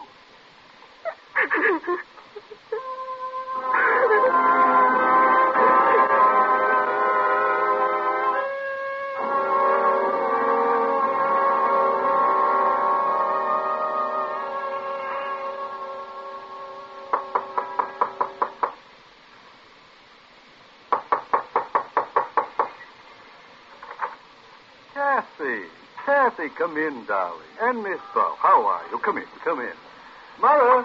Mother, guess who's here? Why, Kathy and Miss Buff. Hello, Aunt. Hello, Mrs. Cleveland. Take your things off. We've got a big fire in the living room. And wait till you see our Christmas tree, Kathy. I'm sure it's very beautiful. I'll bet Kathy came to see her cousin Johnny, didn't she? Yes, I did, Uncle Ted. I would like to see him very much.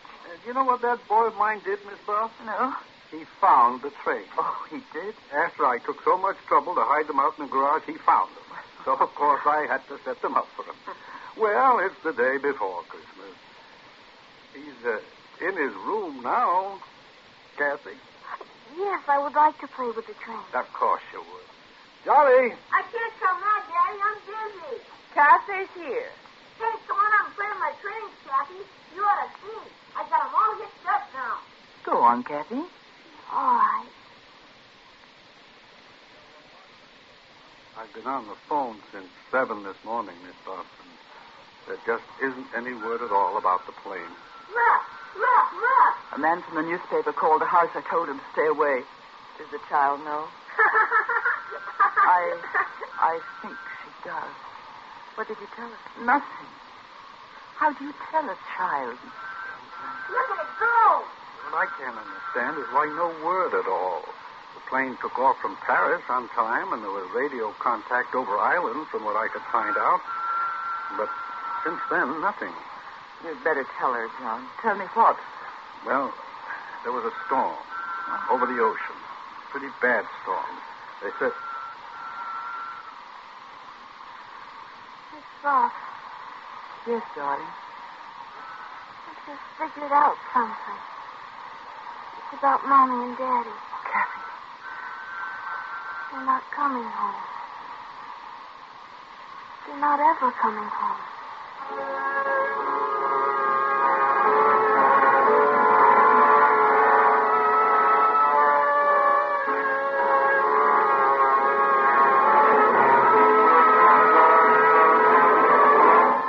Autolite is bringing you Miss Greer Garson with Ann Whitfield as Kathy in 'Twas the Night Before Christmas.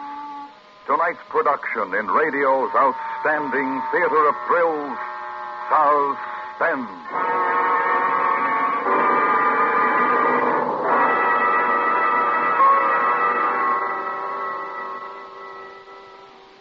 This is Harlow Wilcox again with a message from Mr. Royce G. Martin, President and Chairman of the Electric Autolite Company.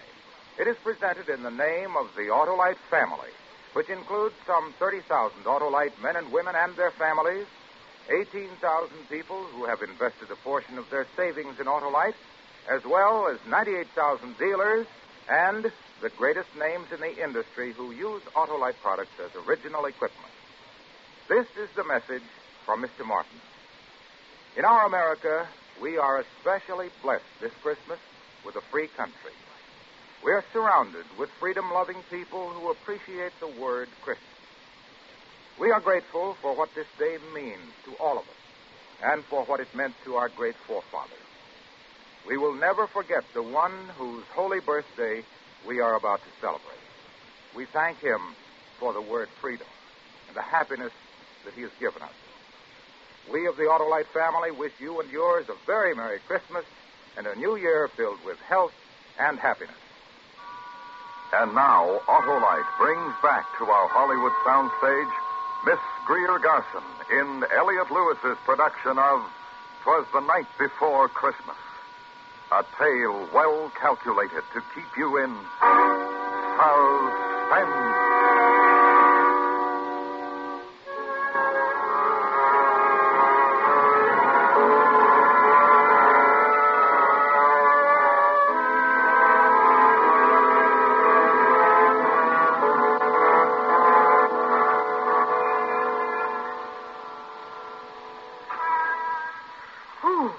Good to get inside of the house, Kathy. Oh, look at you. You look almost like the snowman you and Johnny built. Here, let me brush you off a bit before we go inside. There's a man there. What'd you say, darling? Right there, standing by the door. A man. Hello. Good evening, miss. Hello, little girl. Is this your house? Yes, I live here. Who are you? What do you want? Oh, then you'd be the Harper's little girl, wouldn't you? Yes. I asked you, who are you? Now, don't worry about it, ma'am. I just want to take a picture of the little girl. You want your picture taken, little girl? Buffy. You're the reporter I talked to this morning, aren't you? And we'll want one of you, too, ma'am. Here, get in the house, Kathy. Don't stand there, dear. Get in the house. I'll be in a moment. It's Christmas Eve, Mr. Reporter. Did you know that? Oh, now, look, ma'am, I've got It's Christmas Eve. Where's your heart? Oh, look, you've got to understand. I talked to you on the phone. It was almost 10 hours ago, before noon. It's nighttime already. There still isn't any word about the plane. I represent a newspaper, ma'am. We've got to assume... Well, you know, I don't want to say it any more than you do. Oh, just go away. Oh, now, really, I've got to... Were you ever lonely on Christmas Eve? Alone in a house of empty? While outside other people were singing, when there was warmth and love and joy, but outside, I'm just trying to Christmas Eve. The snow is falling. Christmas Eve. And the child is grieving. I'm sorry. Good night.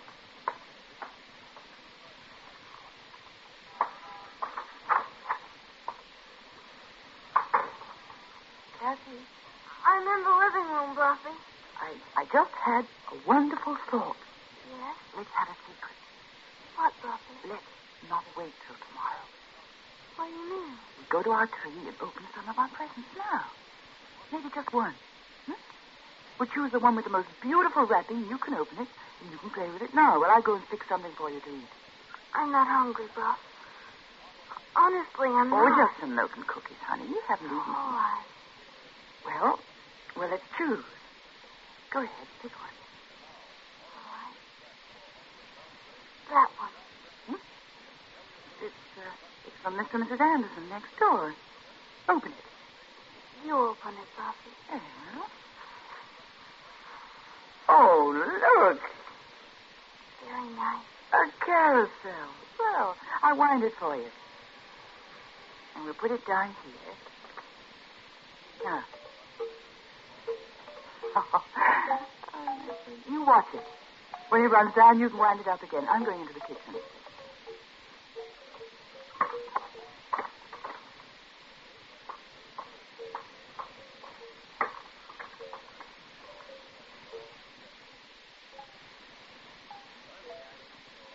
Kathy, here's your... Kathy. Kathy, honey, where are you? Kathy? The milk and cookies are on the table. Kathy? Are you in your room, Kathy? Kathy? Kathy, honey? Kathy? Kathy!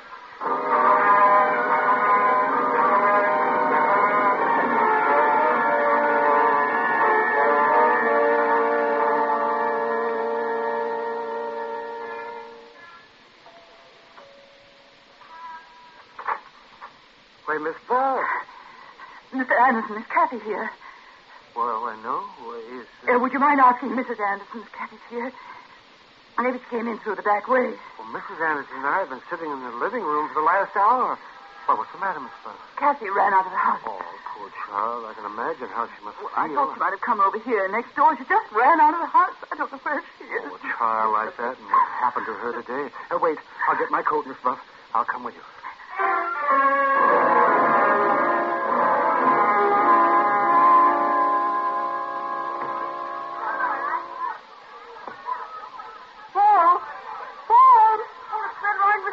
Paul, listen.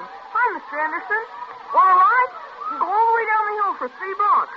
They've got it roped off. Paul, have you seen Kathy? Sure. Well, where is she? I don't know. Where is she, Paul? Where did she go?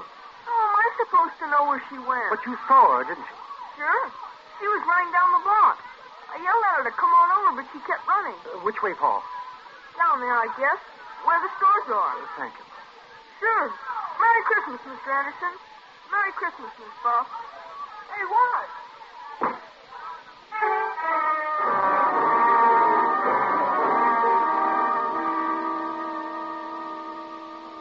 She hasn't been in my store, Miss Buff, and I'm the only one on the block who's open. Last-minute Christmas rush, you know. Thank you, Mr. Ruckus. Say, now, that kid and what happened to that plane today, I'd sure let the police know she was missing. I think he's right, Miss Buff. Call them, please. Call them. Oh, use this phone, Mr. Anderson. Thank you.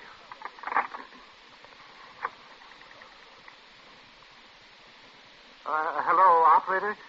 Give me the police. Oh, hello, police. I want to report a little girl who's missing. Kathy Harper. Well, she's got blonde hair and blue eyes. And... Oh, wait a second. I'll find out.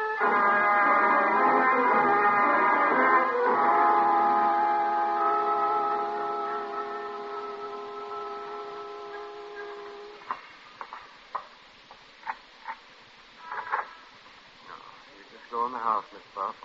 I'm sure they'll find her. It's 10 o'clock. They've been looking for 3 hours. Oh, they have ways. They'll find her. We waited in that station house. All the policemen who phoned in. None of them. Well, you just go in the house. I'll send Mrs. Anderson. No, really. I'd rather you wouldn't. Well. Good night, Mr. Anderson.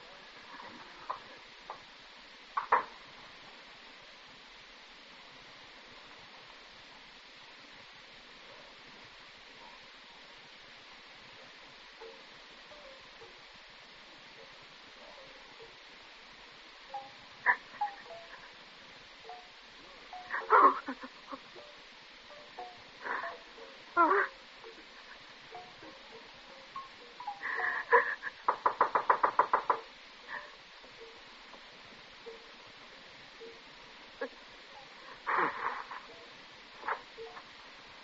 Yes? I'm Patrolman Reed, ma'am. You found Kathy? Yes, ma'am. Where is she? Better come with me, ma'am.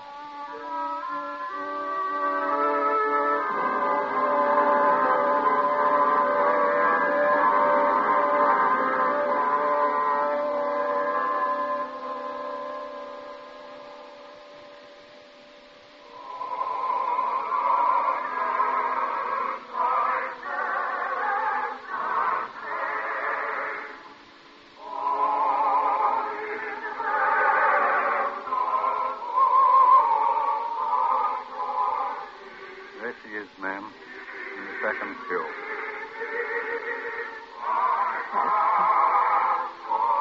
Oh, Kathy, child.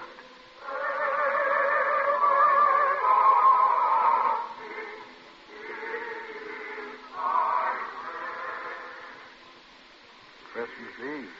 Church should have been the first place we should have looked for that kid.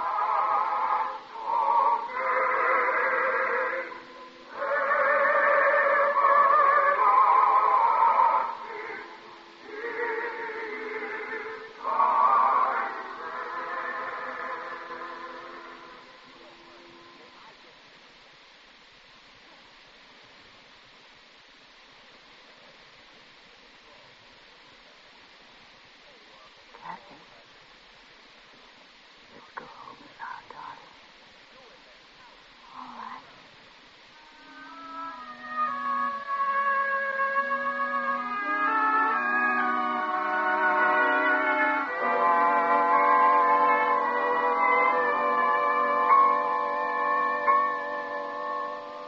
There we are.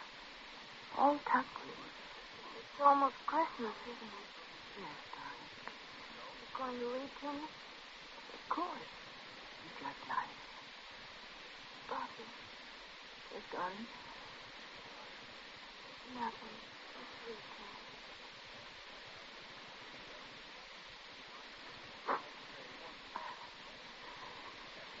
It was the night before Christmas, and all through the house, not a creature was there.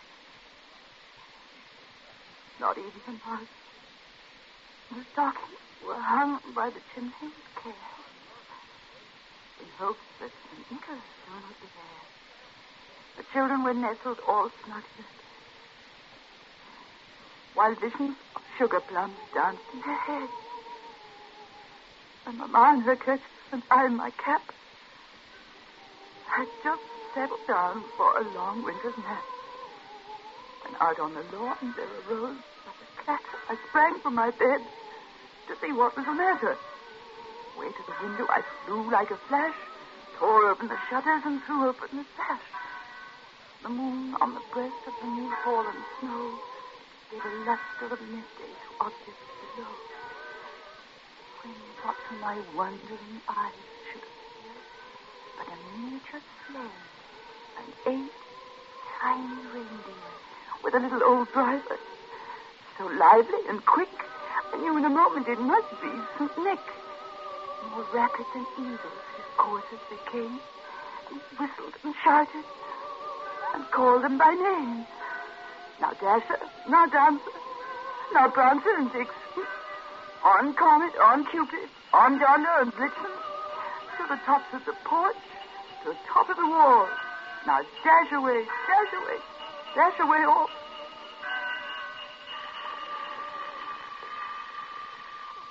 Buffy!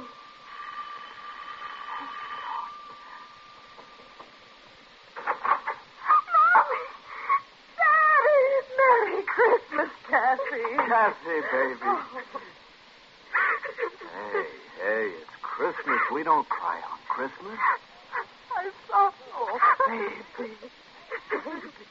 Hey, how about a big hug for me? Oh, Daddy. That's my girl. Where's Miss Bob? I was in bed. She was reading to me. Bed's the place for you. Come on, I'll carry you. Bob! It's Mommy! It's Daddy! I know, darling, I know. Hello, Buffy. Merry Christmas. Merry Christmas, Bob.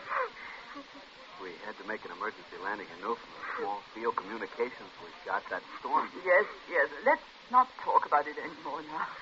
Buffy was reading me a wonderful thing about the night before Christmas. Here. I'll put you in bed, Kathy. There you are. Read it to us. To all of us. Oh, read it, Buffy. As dry leaves that before the wild hurricane fly when you meet with an obstacle, mount to the sky, so up the housetop the coursers they flew with a sleigh full of toys. And St. Nicholas, too. And then in a twinkle, I heard on the roof the prancing and pawing of each little hoof.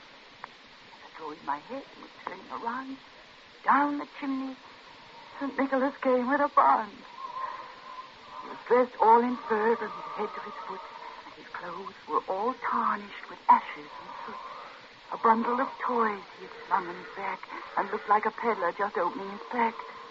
His eyes, how they twinkled. His dimples, how merry.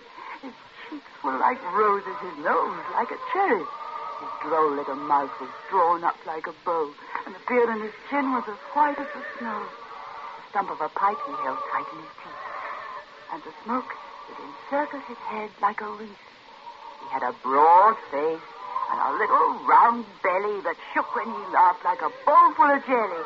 He was chubby and plump, a right jolly old elf, and I laughed when I saw him in spite of myself.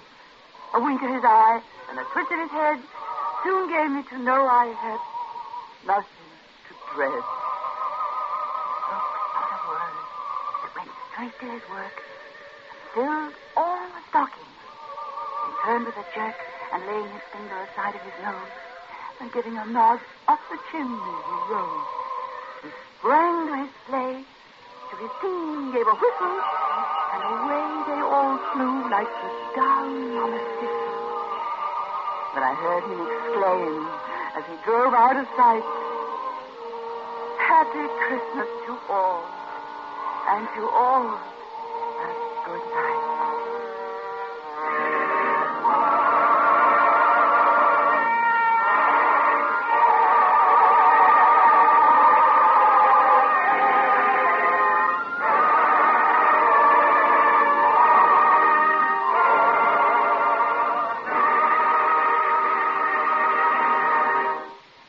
Ladies and gentlemen, you have just heard Miss Greer Garson in a dramatization of Was the Night Before Christmas.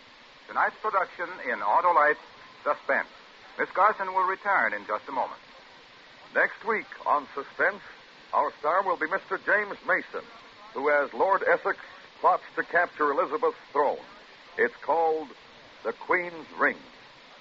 Suspense is transcribed and directed by Elliot Lewis, with music composed by Lucien Morawick and conducted by Lud Gluskin. Chorus was under the direction of Roger Wagner. 'Twas the Night Before Christmas was written for Suspense by Morton Fine and David Friedkin. In tonight's story, Anne Whitfield was heard as Kathy.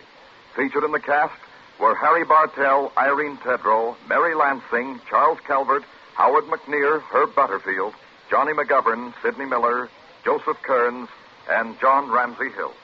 And here once again is our lovely star, Miss Garson. Harlow, thank you very much. And thank you, Anne Whitfield. While I have these few moments, may I join the Autolite family in sending holiday greetings to our friends everywhere. Merry Christmas, Harlow. Merry Christmas, Greer. A Merry Christmas to all. And to all, a good night. This is the CBS Radio Network.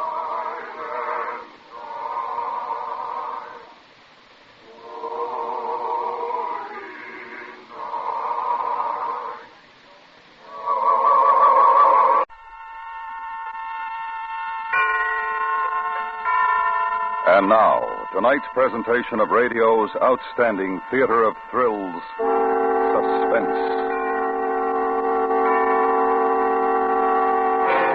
Tonight, we bring you a story from your newspaper. It is based upon absolute fact. Only certain portions have been dramatized. We call it The Greatest Thief in the World. So now, starring Mr. Ben Wright, here is tonight's suspense play, The Greatest Thief in the World.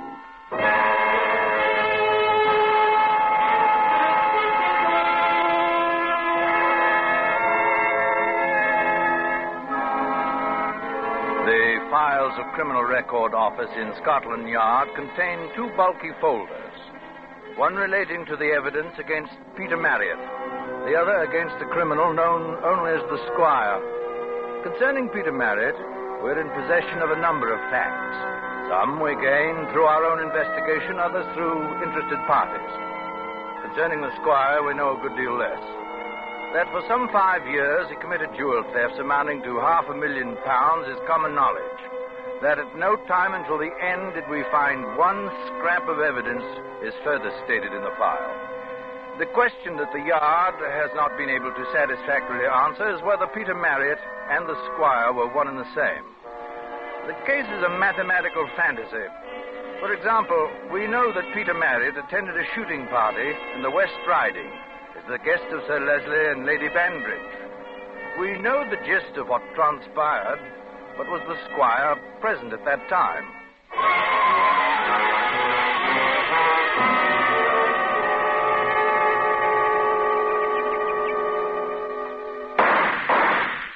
Good shooting, Marriott. Oh, thank you, sir. Best if I know how you do it. Every time I get a shot of them, those blinking partridges seem to know it's me. Oh, it's just bad luck, sir. It'll get better. But they do, you know. They fly off screaming with laughter. It's old Banbridge. Come on, you chaps. Nothing to worry about. Oh, really, sir? Oh, well. Perhaps tomorrow. I'm for a drink. Righto. Oh, by the way, been meaning to ask you ever since you got here. It kept slipping my mind. Anything new in London about that, the Squire chap? I don't think so, sir. Not since his last haul. Well, you've heard about him out here, too, huh? Well, who doesn't hear about him? It's a disgrace. I can tell you I've written a letter to the Times. Parliament should do something. No, I understand Scotland Yard's up a tree. Bungalows. Not like the old days. Catch the man and give him a horse whipping, then send him to Dartmoor. That's what we'd have done. Well, they say he's quite clever. Clever? What? Nonsense. Papers are making a hero of the blighter. The Squire. Huh. Impudence. Man's not a gentleman. He's just a blasted little jewel thief. Well, I don't imagine the Honourable Percy Pindell considers him little. Oh, yes, that was the last one, wasn't it? According to the paper, £20,000, an emerald necklace and 2 diamond rings. Percy's a fool. Always told him so, too. A trial could have opened that safe of his. I'd like to see this Squire try his game with me. A different story, I can tell you. Well, I imagine it would, sir. By the way, did you tell me that you used to dabble in the diamond market? Oh, that was a few years ago, sir. Nothing much. This evening I must show you one or two nice little things I bought Lady Pamela in Italy. I'd love to see them, sir.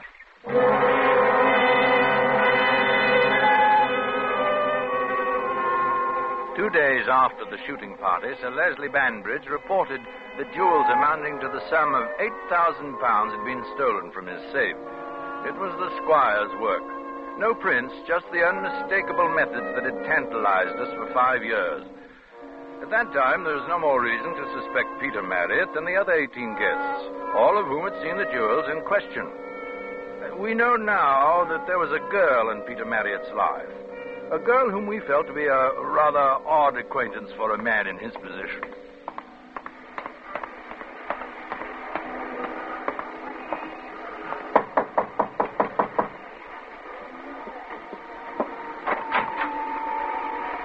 Hello, Jenny. Well, where you been? Thought you was coming by last week. Oh, I'm sorry I was away. With brass knobs on. No, honestly. I brought you a present. You have? Oh, you are a duck. Well, I missed you. Give me a kiss. You have missed me, haven't you? Where's the present? Here.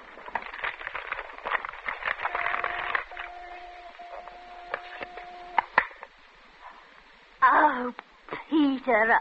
Oh, it's lovely. Oh, thanks ever so. Is it real? Oh, absolutely. You couldn't find a better ruby anywhere. It doesn't look real. Well, you take my word for it. It is. Oh, how lovely. Oh, you shouldn't have. Must have cost a packet. Well, you're my girl, aren't you? Oh, Ginny, look, you see this parcel? I want you to keep it for me just for a little while. Oh, what is it? Oh, it's nothing important. You don't have to open it up. I wouldn't. Well, as a matter of fact, it's like the other parcel I gave you a few months ago. Oh, gone. Pictures. Right. Oh, you'll get in trouble one of these days, you will. Anyway, I don't believe you. I bet those aren't pictures in there. Oh? What do you really do? I mean, for a living. Well, I've told you, nothing very much. Stock exchange. I have some money. Why? I wondered. What made you wonder? Well, I think maybe you're a bit shady. Oh, what an odd thought. Is it? Well, what's so odd about it? Why don't you ever take me nowhere? Why do we always have to meet here? Never go dancing and nothing. Well, Jenny, isn't it nice of you? No, it ain't. You ashamed of me because I'm not a swell like you. Jenny, it isn't that. It's only that I want to be with you alone. Yes, I don't think. Well, what do you want me to say, then? I don't know, but there's something funny about you. Oh? A man was here the other day. A man? Who? What do you mean? Oh, so there is something. Jenny, tell me about it. He was just asking about the gent who visited me last night. That was you, Peter. What did you say? I told him I wasn't the habit of gassing with strangers and to up it. Well, what did he look like? Now, look here, I don't like the way you're talking like a ruddy copper. I don't think I'm going to tell you anything. Well, I'm sorry, Jenny, but please, go on. No, I don't feel like it. Now, look, I've got to know. It's important. Dial 999. Ask the police. I think you'd better tell me. You eat me. What did he look like? Jenny? Was he all right? Maybe a little thinner, black hair. Looked something like you. Well, how was he dressed? I don't know. All right, I suppose. Grey overcoat, bowler. He wasn't a copper, I don't think, if that's what's worrying you. It's too polite. Any name? No. Said he was a friend of yours from abroad. Said when I saw you to say something about Canada. You know what he meant. It can't be. He's dead. It can't be.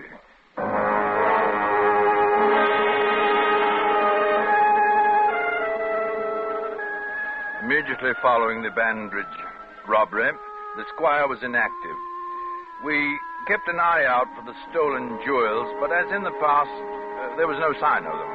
However, we learned one interesting fact, that Peter Marriott had attended several parties given by victims of the squire. Although it was a very slight chance and quite possibly coincidental, we felt it advisable to assign a plainclothesman to watch him. On September 7th, 1949, the detective made his routine report. Followed suspect to Lyons Tea Shop, Notting Hill Gate. He sat at a corner table alone. 5 minutes later, he was joined by another man. Was unable to hear the conversation.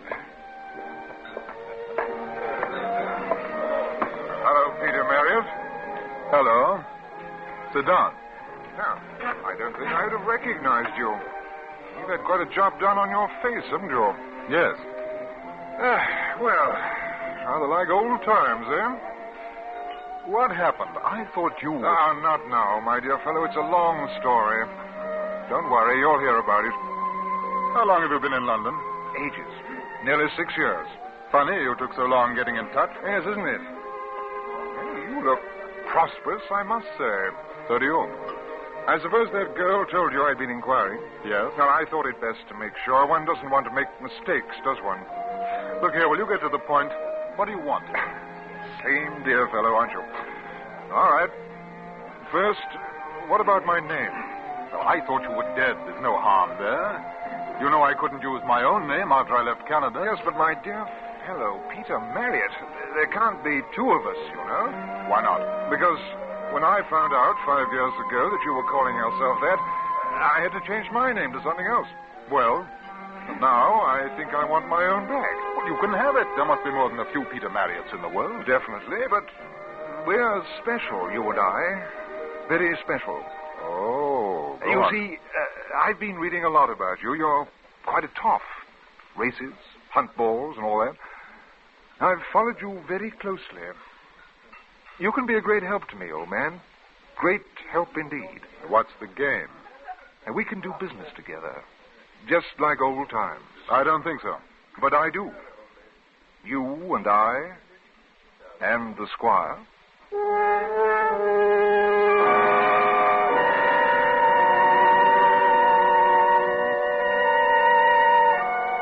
For the next month, well into October, Peter Marriott, as a suspect, became a dud. He led an exemplary life, and we began to feel that once again we'd made a mistake. He attended several parties, and no robbery attempts followed. However, it was 2 days after a ball given by a wealthy sportsman that our detective assigned to Marriott made his report. October 28th. Suspect left his flat 5:30 p.m. and walked toward Tube Station. Followed, but lost him. Cannot be certain whether he made this move on purpose or not. Is that the house? Yes. Well, you're not going to drive up to it, are you? Oh, look, I didn't ask you to come along, you know. Well, I suppose you know what you're doing. Now, you can stay here. Yeah, but there are lights on in there. Servants' quarters. But what do I say if a bobby comes along? You see that switch under the dash? Oh, yeah? Flick it. Then step on the starter. The motor won't catch. You can say you're having motor trouble. All right.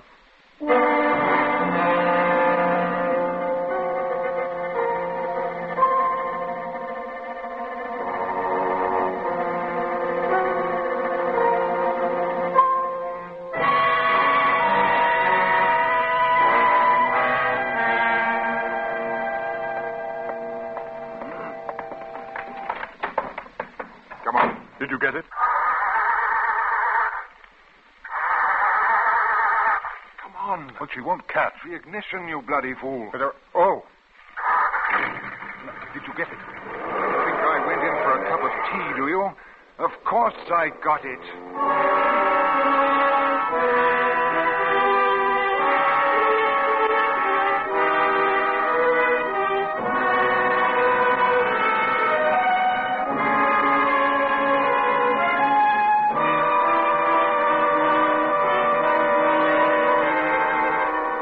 Listening to The Greatest Thief in the World, tonight's presentation in radio's outstanding theater of thrills, Suspense.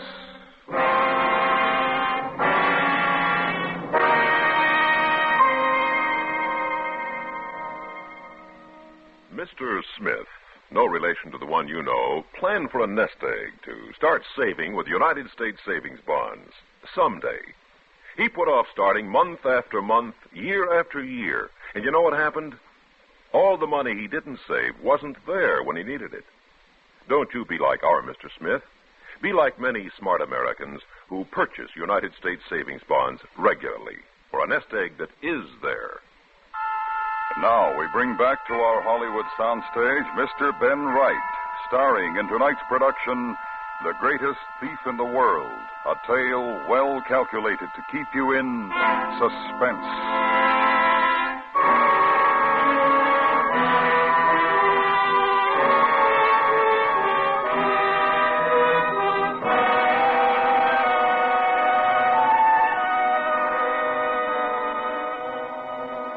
Once again, the squire had struck, this time to the tune of 14,000 pounds in Oriental jewels.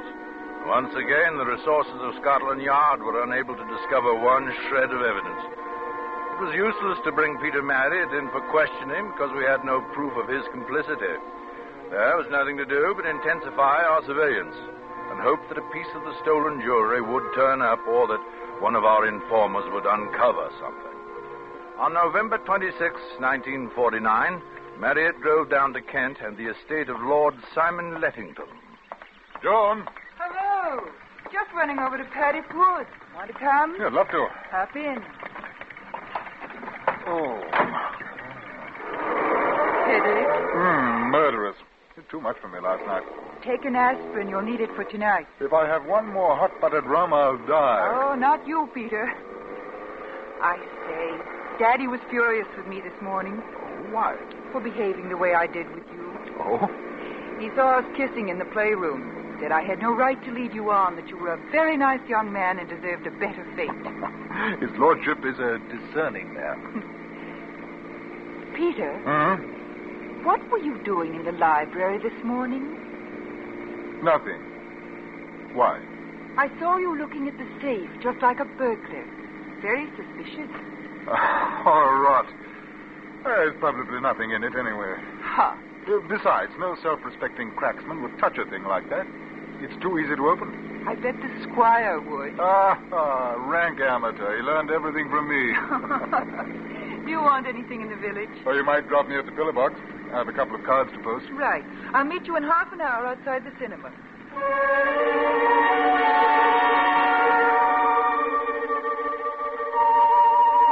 Our man followed Marriott when he left Lady Joan Lettington's car in Paddock Wood. Marriott posted 2 cards, then strolled down the road to the Hotel Rackham. He entered there, went into the tavern.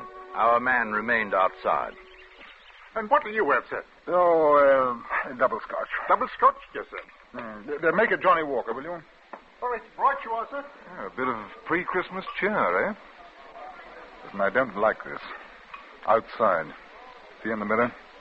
I think it's a man from the yard. I've noticed him hanging about. Yeah, that won't do at all. What does it look like in the house? Oh, how the devil should I know? Give me time, can't you? Oh, a bit touchy, aren't you? My dear old boy, in this business one can't get nervy. You ought to know that. You should have stayed in London. No, it's better this way. We can keep an eye on one another, eh? Oh, this will buck you up. Double scotch, sir.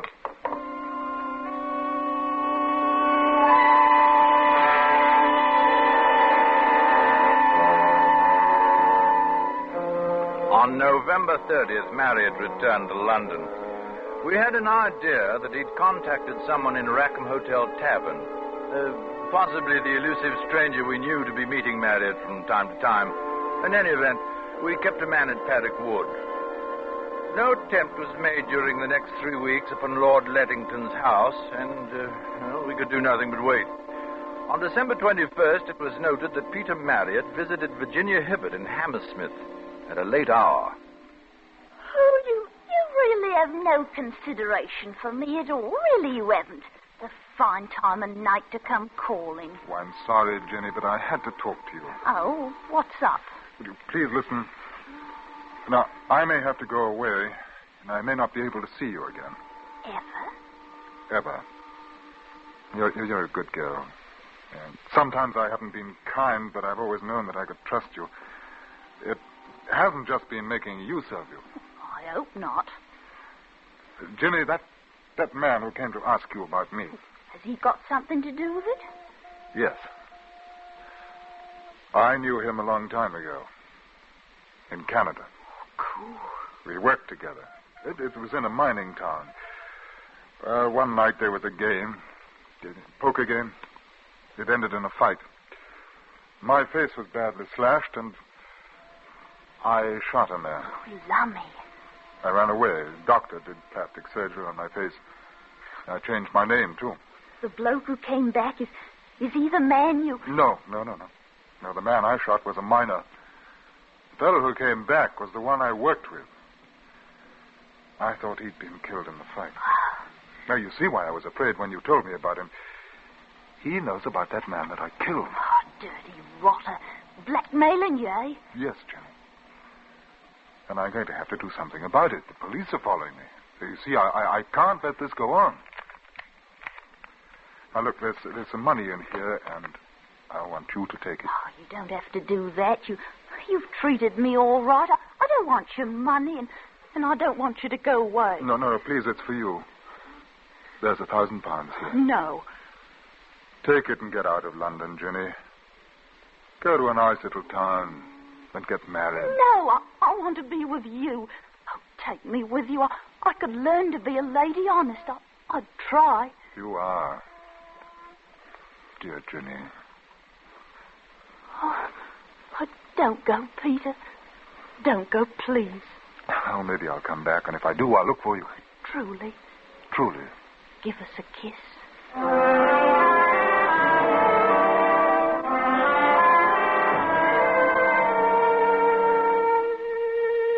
On the morning of December 22nd, 1949, our file on Peter Marriott was still inconclusive. He was a strong suspect, but there was the other man whom we knew he had seen from time to time. There was now the possibility that he was the squire. We expected an attempt on Lord Lettington's house and kept our detective in Paddock Wood. That same night, on the 22nd, Lord Lettington's safe was opened and a large amount of currency as well as jewelry was stolen. The plainclothesman we'd left to guard the estate was later found unconscious in some bushes. You were an idiot to come back to the hotel. They'll be looking for you. Or for you? Yeah, quite a haul. I like the paper best. Diamonds are pretty, but they're a bloody nuisance to get rid of. You won't have to worry about that anymore. Huh? I'm fed up. Things were all right with me before you turned up. But think how much nicer it is for me. You've been such a help. I can do so much better business with you. It's finished. Oh, come on now. You'll feel better after a drink. We'll have to get away from here.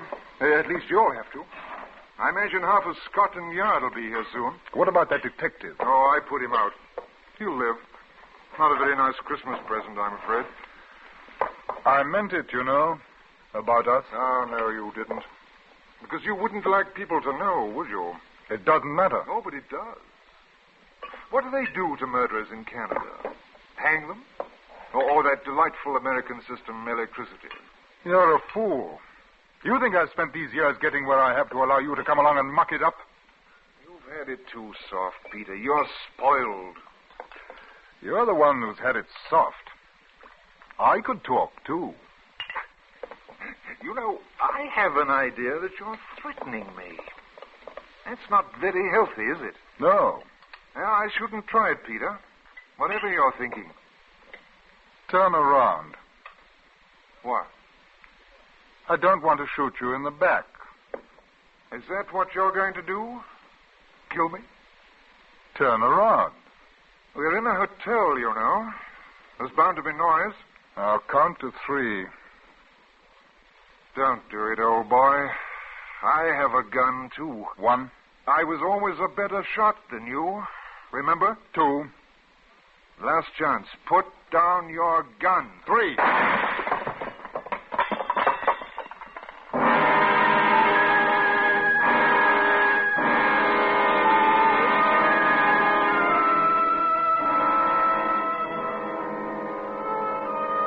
We found the body in the bedroom of the Hotel Rackham, Paddock Wood, Kent. A single shot had been fired through the head. The pistol lay on the floor. The jewels stolen from Lord Lettington's safe were on the dressing table. The currency was missing. However, there were 1 or 2 points still left unanswered. The gun was devoid of fingerprints. The deceased was not wearing gloves at the time his body was discovered. There was further the question of an open window and scuff marks on the sill. Scotland Yard still is not certain who went through that window. The real Peter Marriott? The imposter?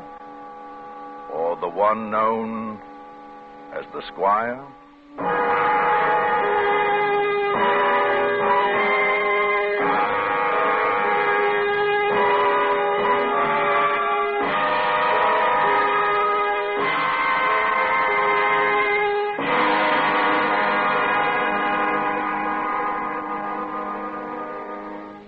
Suspense, in which Mr. Ben Wright starred in tonight's true story of the greatest thief in the world. Next week, the story of a pet cat and the fear it carried with it. We call it The Black Death. That's next week on Suspense.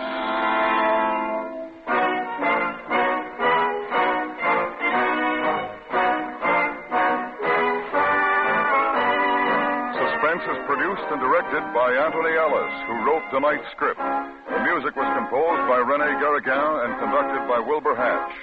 Featured in the cast were John Dodsworth, Joseph Kearns, Betty Harford, Ella Morgan, Edgar Barrier, and Raymond Lawrence.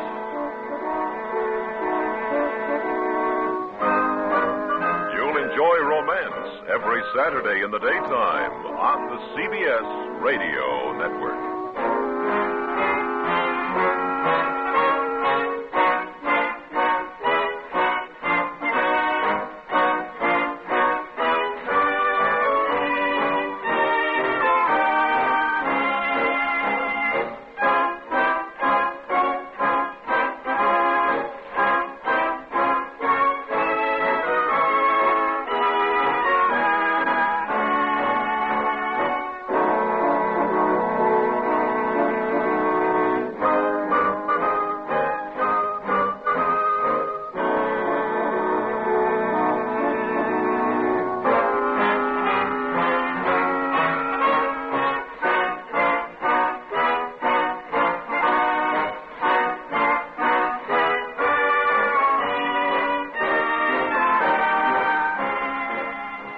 Now, the Roma Wine Company of Fresno, California presents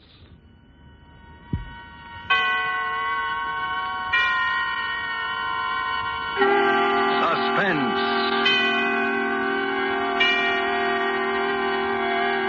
Tonight, Roma Wines bring you A Shroud for Sarah, starring Miss Lucille Ball, soon to be seen in Metro-Goldwyn-Mayer's Technicolor musical Ziegfeld Follies. Suspense, radio's outstanding theater of thrills, presented for your enjoyment by Roma Wines. That's R-O-M-A, Roma Wines. Those excellent California wines that can add so much pleasantness to the way you live, to your happiness in entertaining guests, to your enjoyment of everyday meals. Yes, right now a glassful would be very pleasant, as Roma Wines bring you Miss Lucille Ball in a remarkable tale of suspense.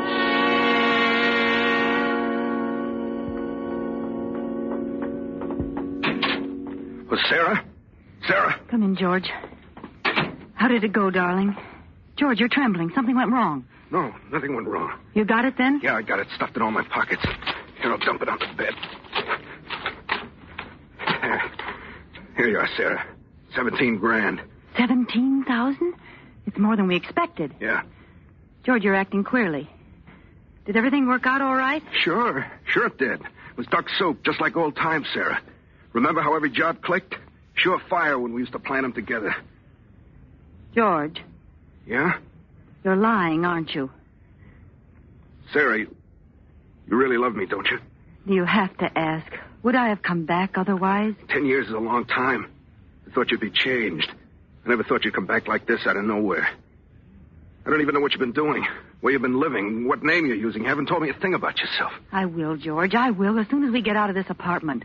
As soon as we're really together, darling. That's the way you want it, isn't it, Sarah? Of course. Why do you think I never got a divorce? I didn't, you know. I didn't even consider it. No, you didn't. And you could have. You certainly had a right with me up for 5 years on a felony. I'm glad you waited, Sarah. You won't regret it. I'm sure I won't, George. But let's not talk about that now. We have a train to make. You know, Sarah, you're as good to look at as you were 10 years ago. Oh, you're just making talk, George, and you haven't answered my question. I want to know what went wrong. I'd given up hope, Sarah. I didn't expect to see you again. But I came back. I've done 2 stretches, Sarah. 9 years in jail out of 10. I wouldn't have pulled another job if you hadn't shown up. You won't go away again, will you? Only with you, George. Sarah, the scent of your hair. I used to dream of it. Those long nights in jail. Now it's real. Holding you like this. With your hair in my face. George, you're hurting me. Your arms. I'm sorry. Just that I'm so afraid it isn't true having you again. I want to hold you tight forever. George, what happened? What went wrong? Sarah, I had to kill a man. Well, have you got anything to say? Only the obvious. It's murder, then. That changes my plans. Your plans? My plans for us. You're going to stick with me, aren't you? Of course. I didn't come back after 10 years only to run right out again. And we must think this out carefully. Are you sure you left no clues? Only the gun. I wiped it off clean and left it there. It's a gun I picked up years ago. No way to tack it on me. Fingerprints? Gloves. Then there's nothing to worry about. Only if they happen to pick me up on suspicion. I see. Are they after you now, George? Of course not. Nobody heard the shot. There was nobody in the building but that bald-headed bookkeeper. He hadn't gone home. Must have stayed to get his books in shape for the morning. My luck. And you weren't followed or chased? You don't think I'd have come here if they were after me? I'm sorry, George. I know you wouldn't. You're not sore at me, then? We can go ahead just as we planned? Our train leaves in an hour. We'll pick up the tickets at the station. Sarah, it's hard to believe in an hour we'll be on the way to Florida, you and I. Yes, George. Just the two of us. In the warm sun. It's a dream I've had for 10 years in and out of jail. I figured it would always be a dream. You know, it's funny. What's funny? There's a bald-headed man lying dead over there at the finance company. He's finished. And we're just beginning. I never killed a man, Sarah. Never before. You'll do all right from now on, George. You forget about that thing. I'll help you forget it. Yeah. But we've got to hurry now. Put your hat on. Now go over and pick up the tickets. Well, I thought we'd go to the station together. Silly, I've got to dress. Yeah, well, the Sunset Limited leaves at 8 o'clock. There's only an hour. I know. I'll dress and pack and meet you in 30 minutes at the train gate. Have you any money? Here, take some of this. I'll put the rest in the valise and bring it in a cab so it won't be found on you if anything happens. Why didn't you come back before, Sarah? I didn't realize it till this minute. I've been like an orphan for 10 years. Kiss me? Now, that's all, George. You've got to hurry now. Yeah. Remember, the Sunset Limited at the gate. I'll remember. And don't forget to clean out the desk. I'll take care of everything, George. Now, hurry.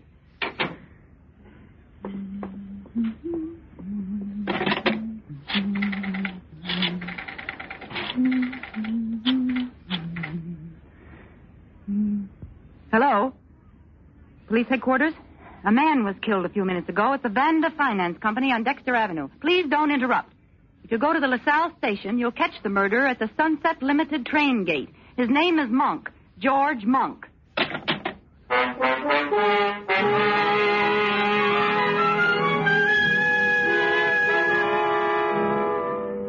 For Suspense, Roma Wines are bringing you as star Miss Lucille Ball in A Shroud for Sarah by Emil C. Tepperman. Roma Wines' presentation tonight in radio's outstanding theater of thrills, Suspense.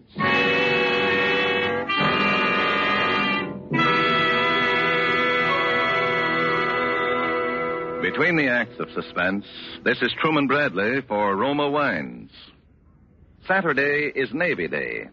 On this day, all America gives honor to the returning veterans of the fleet. To these men, all America lifts its voice to say, well done. This weekend, too, millions of Americans will be entertaining family and friends. To them, here's a hospitality word from famed hostess Elsa Maxwell. My guests compliment me when I make delicious Roma California sherry first call for dinner. It's the perfect appetizer before the meal, served cool. Yes, Miss Maxwell, Roma sherry is most delightful later in the evening, too, when friends drop in, especially when served with tasty snacks. For glorious gold and amber, Roma sherry is a happy, mellow wine with natural fragrance and cream-rich, nut-like taste. So good because Roma sherry, like all Roma wines, is born of luscious grapes gathered at peak of flavor in California's choicest vineyards. Gently pressed, then unhurriedly guided to delicious perfection by Roma's ancient winemaking skill, bottled at Roma's own famed wineries. That's why all Roma wines are true wines, unvaryingly good always. Remember, because of uniformly fine quality at reasonable cost, more Americans enjoy Roma than any other wine. Insist on Roma, R-O-M-A, Roma wines. And now, Roma Wines bring back to our Hollywood soundstage Lucille Ball as Sarah Martell in A Shroud for Sarah, a play well calculated to keep you in suspense.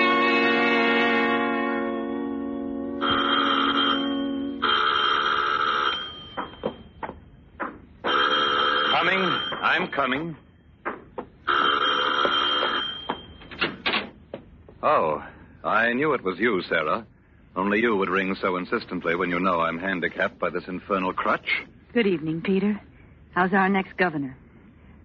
Aren't you going to kiss me? I've been away 3 days.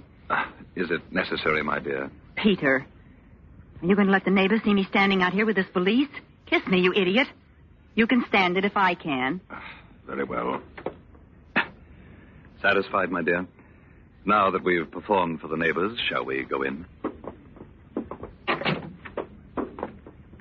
The city's underworld, it appears, has broken out again with a new wave of violence, robbery, and potential gang I see you've moved the radio again. I moved it nearer the easy chair. This crutch makes it hard for me to get around. I hope you don't mind, my dear. I mean, it's being more convenient for me. Is that the news? I want to hear it. Police are seeking George Monk, an ex-convict who shot and killed the finance company bookkeeper and escaped with $17,000 in cash. What do you want to turn that up for? Bookkeeper had It's evidently nothing been but a surprised sordid by the murder. robbery shut up. and shot without warning. But there's a mystery angle here which sets this case apart from the ordinary holdup. Police are seeking an unidentified woman who tipped them off a few minutes after the murder, naming George Monk and telling them just where he could be picked up. Unfortunately, one of the officers sent to apprehend the murder was recognized by Monk, who made his escape in the crowded railroad station. What's the matter, my dear? Why did you turn the radio off? You look as if you'd seen a ghost. Leave me alone, Peter. Well, what sort of villainy were you up to in Chicago? Sarah, come back here. Where are you going? I'm going up to my room. I want to unpack. Good night, Peter. Burglary in Chicago. Mysterious woman who tipped off the police. Just a moment, Sarah. I said good night, Peter. $17,000. Sarah, I want to know what's in that valise. Why are you hanging on to it like that? Stay where you are, Peter. Don't come up these stairs. What's wrong? Are you afraid to let me see what's in that valise? No, I'm not afraid. Just don't come up any closer. Well, that same little pistol of yours. Would you shoot me with it again, my dear? If you come a step further. Drop the gun. You're not going to shoot me now, just before election. You want to be the governor's lady, don't you? Stand still, Peter. I'm sorry, Sarah. I've got to know what's in there. Take another step, I'll shoot. You're a fool, Sarah. Clever and ruthless, yes, but nevertheless a fool.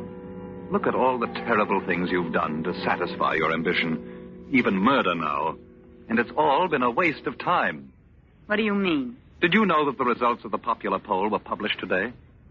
Well? It gives Stephen Archer a 15% edge over me. And not only that, but the incumbent governor, the man we're both trying to beat, ran ahead of the two of us in the poll. You're not lying about that? Of course not, my dear. How did you expect to beat Stephen Archer and his money? We're broke. No, Peter, we're not broke. Oh? You mean you have $17,000 in that bag? I'm going to be the governor's wife, I tell you. There's nothing that could stop me. Nothing. I believe you, Sarah. Why, I believe you would even murder Archer if you had to. Let me have that valise. You can't seem to understand, Peter. You're not going to open it. Then shoot me, my dear. You do it so well. It comes so natural to you. Maybe you can shoot me in the other leg this time. Oh, will you never stop throwing it up to me? That was an accident. A very fortunate accident, wasn't it, Sarah? Just when I was ready to accept a commission in the Army. You didn't want to be the wife of an Army captain. Your ambition ran higher than that. You wanted to be the governor's lady. Now, Sarah, I'm going to see what you have there. And you're not going to do anything about it. Get away from me, Peter! No, Sarah, you're going to give them to me. There's the gun. And now that black... Sarah, don't! The stairs!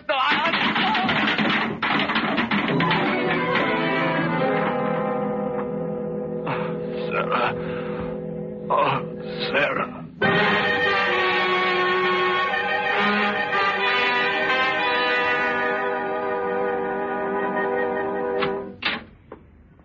Please go straight into the bedroom, Doctor. Peter fell again and hurt his leg in the same place. Now, look here, Mrs. Martell. What's the use of keeping up this deception between ourselves? You know and I know that your husband didn't fall the last time. That was a bullet wound in his leg. Dr. Varney, you promised never to mention that bullet wound. And you promised to pay me, remember? $10,000. Where's the money? Don't worry, I have it. Oh, well, that's different. Where is it? I'll take it now. Later. Please go in now and take care of Peter.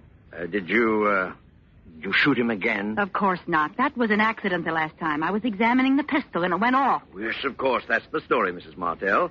And for $10,000, I'll gladly subscribe to it.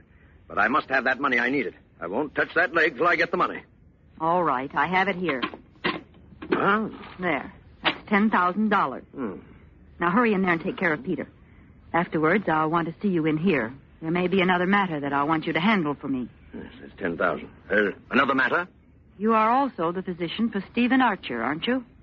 Yes. You've been attending him every day during the campaign. I understand his heart needs attention. Look here, Mrs. Martell. Stephen Archer's running against your husband for governor. I wonder when you originally called me in, did you know I was Archer's physician? Could be. Huh. Well, I'm sorry I can't discuss Archer with you. The ethics of your profession. Please, Dr. Varney. If your fellow practitioners knew what I know about you, you wouldn't have any profession. I won't listen to any more from you. I'll take care of that leg of your husband's, but more than that, no. Oh, but I'm sure you'll change your mind, Doctor. Whatever your proposition is, the answer is no. Even if I were to offer 50,000. There, now, I knew you'd be interested. Now run inside like a nice fellow and tend to Peter. I'll go out for a few minutes, but please wait for me. There's an appointment I must keep. I won't be long.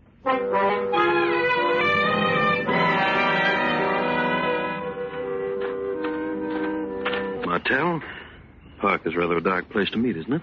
Thought it would be best this week. Great deal of money? Just what is your proposition? You're a wealthy man. Would $100,000 be too much to pay for the governorship? 100,000? I've spent several times that much on the campaign already, but I don't see how you could deliver the election. Listen to me closely, Mr. Archer.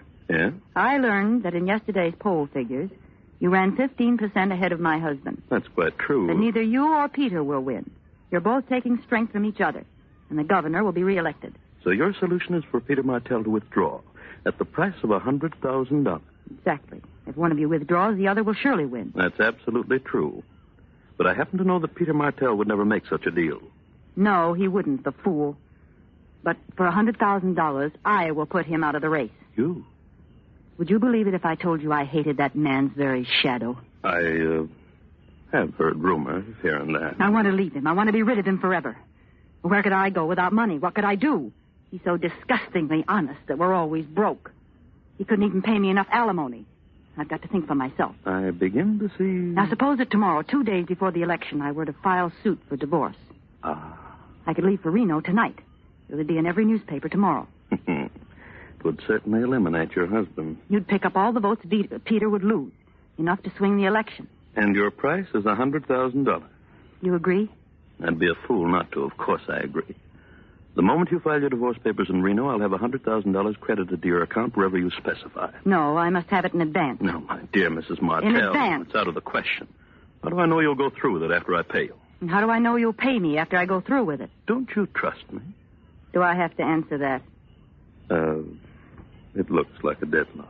I'll tell you what I'll do. I'll take half now and the other half in Reno after I've filed the papers. $50,000 tonight, eh?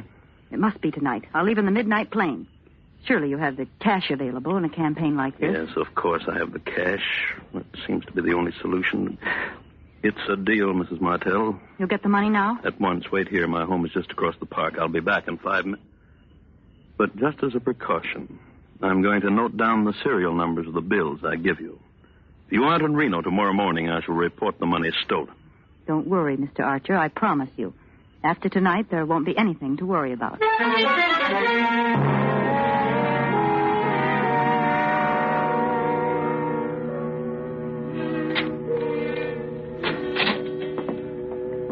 Still waiting for me, I see, Dr. Varney. Well, it took a long time. I was just deciding to leave. You took care of Peter all right? Yes, the wound opened up again. It was painful, but not as bad as it looked. He'll be up again by tomorrow.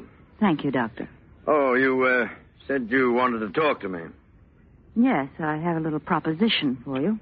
You mentioned $50,000. Yes. Yes, I have the money in my handbag. Here. Go on, take it. Now count it. Ah. Yes. What do you want me to do? Doctor, have you ever murdered anyone? What? I said, have you ever murdered anyone? Why, you're joking. You'd hardly call murder a joke. What are you suggesting? You are Stephen Archer's physician. You stop at his home every night and check his heart. And you give him a sedative. No. I'm going out of this house, Mrs. Martell, and I'm never coming back. Before you go, Doctor, I'll take that money back. $50,000, Doctor. It's a lot of money. Yes, I know just how deep you are in the red. $50,000 will put you on your feet again. Well, it's... And you'll have the friendship of the wife of the next governor. You You want me to give Archer an overdose of sedative, huh? I knew you'd be reasonable, Barney.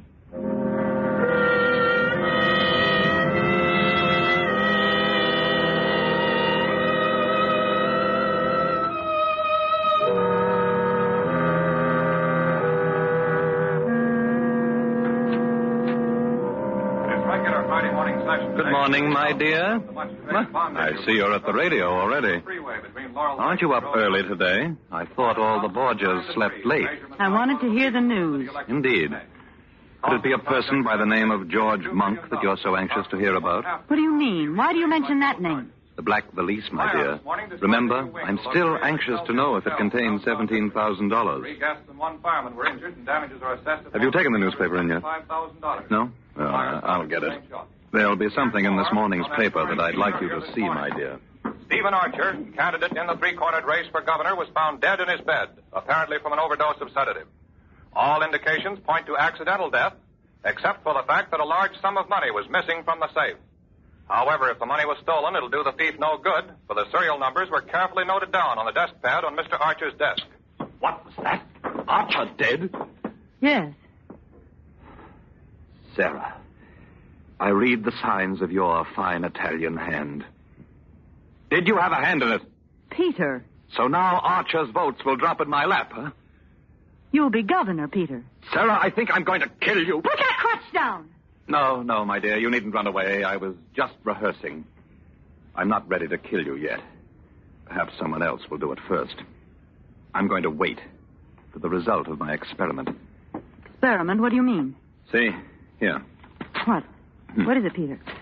Just an ad in the personal column.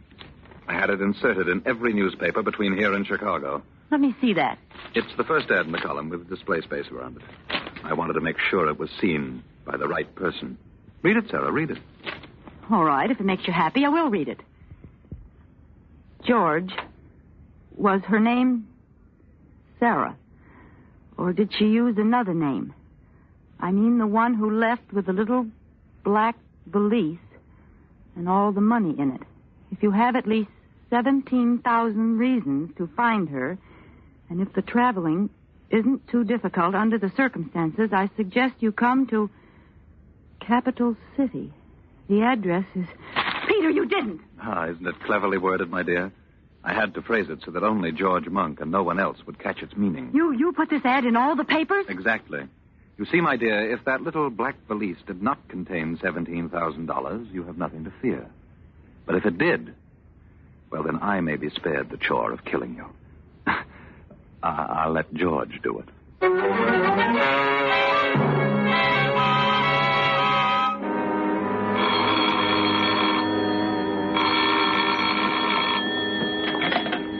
Hello? Mrs. Martell? Who is this? Dr. Varney. Oh. Who do you think it was?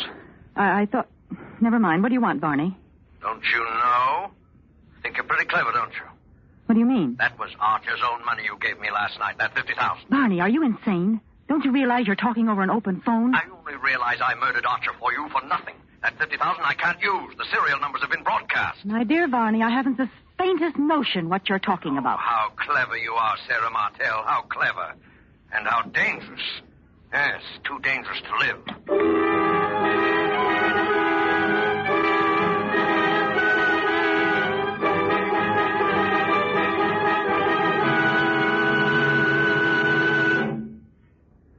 The medical examiner's all through with the body, Inspector. All right, O'Connor, all right. Then I guess we're finished, too. Tell Mike to be careful with the body. And put down in your report, dead on arrival, murdered by person or persons unknown. I'll sign it when I get downtown. She was a beautiful woman, O'Connor. It's a tough way to die. A tough way indeed, Inspector. How's Mr. Martell taking it? Like a trooper, sir. Here he comes now with his doctor. All right, O'Connor. I'll see you downtown. Yes, sir. Goodbye, Inspector. Are you pretty near through, Inspector? Yes, Mr. Martell. The boys are taking the body away now.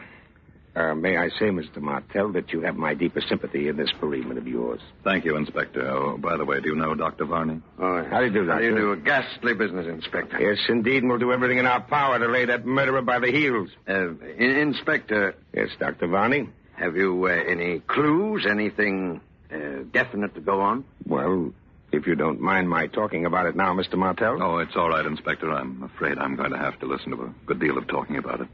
Might as well get used to it. A very wise and courageous way to look at it, Mr. Martell. Well, as I was saying, I believe it was a maniac. That's my firm conviction. A maniac? Right. Who but a maniac would have stayed in there to torment that poor dead body? Can you imagine a sane man first choking her to death with his hands, then stabbing her with some keen instrument, then bashing her head in with a blunt instrument?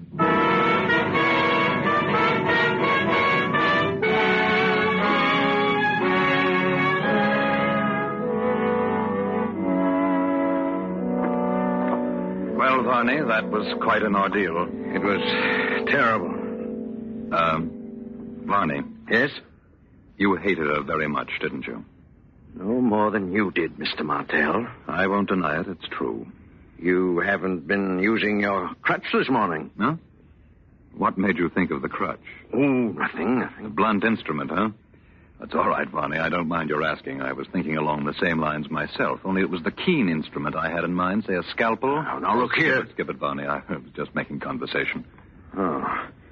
You know, there's something I don't understand. Yes, Varney? Yes? Nothing at all. Nothing. I know what you want to ask. You want to know who was the third man. Well, I'll show you, Varney. My keys. Here. Huh? What do you got in that closet? A guest, Varney. Shall I say an invited guest? You can come out now, George. The coast is clear. Thought you meant to bury me alive in there. Tell, who's this man? Dr. Varney, George Monk. Shake hands, gentlemen. No? Very well. I thought it would be right for all three of us to be together for a moment. What are you talking about, Martell? Listen carefully, Varney, and you, George. Each one of us was in her room last night.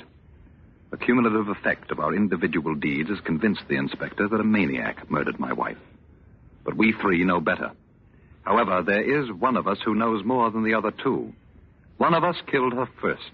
I say first because the other two were not one whit less murderers for the fact that she was already dead. The three of us. We all did it. Yes, George. And I suppose that by checking each other and comparing notes, we could determine to the satisfaction of all of us just who took precedence.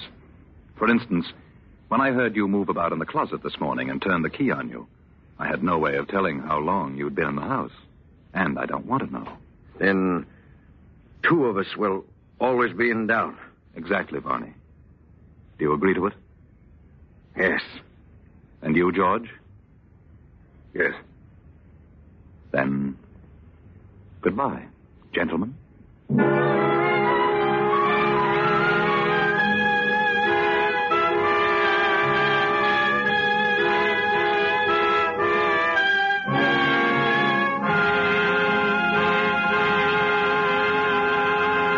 Roma Wines have brought you Lucille Ball, a star of A Shroud for Sarah. Tonight's study in Suspense.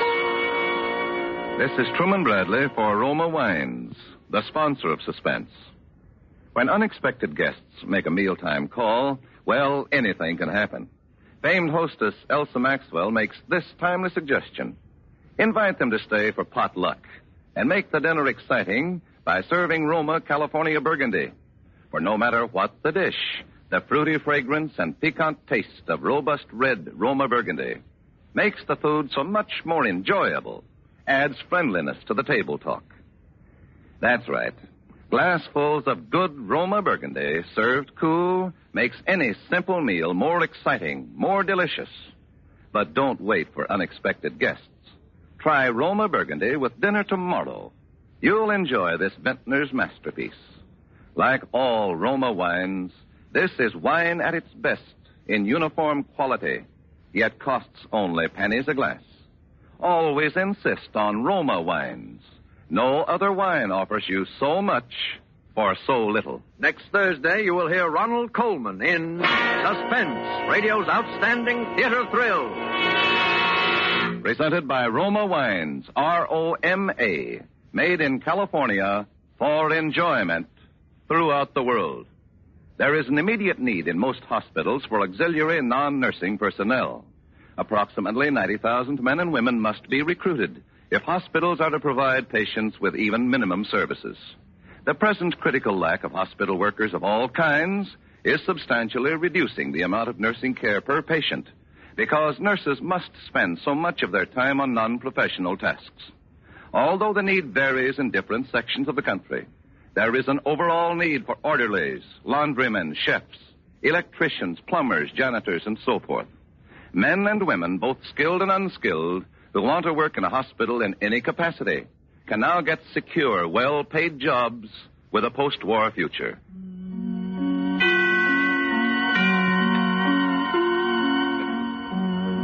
This is CBS, the Columbia Broadcasting System.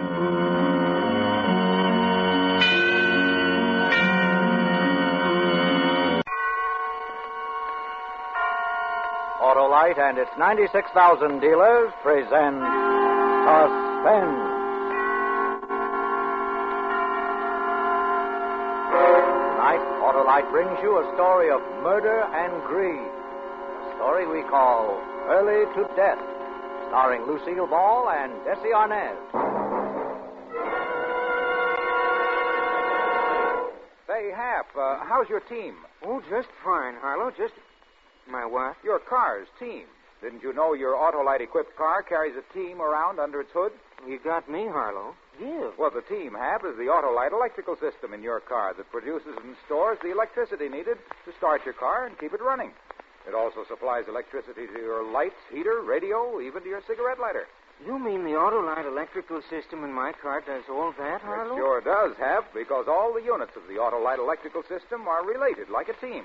By Autolite engineering design and Autolite manufacturing skill to give your Autolite-equipped car the smoothest performance money can buy. That's what I like to hear, Harlow. So, friends, because only Autolite original factory parts can give you the teamwork, balance, and perfect timing that was originally built into your car's Autolite electrical system, it'll pay you in smooth, dependable performance to insist on Autolite original factory parts in case replacements are needed. Remember, you're always right with Autolite. And now, with Early to Death and the performances of Bessie Arnaz and Lucille Ball, Autolite hopes once again to keep you in suspense.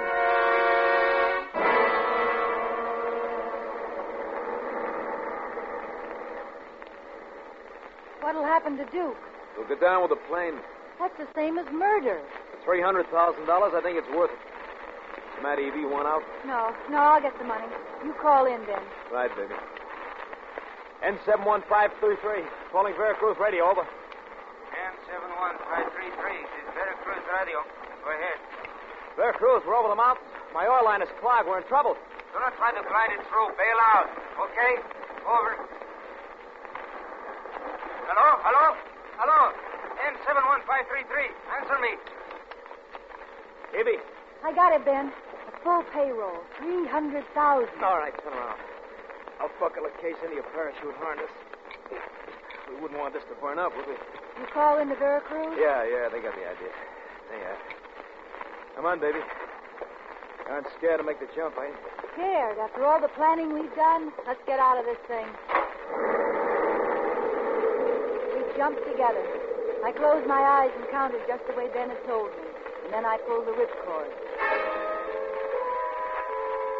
And all at once I was floating down to earth. It was all so easy.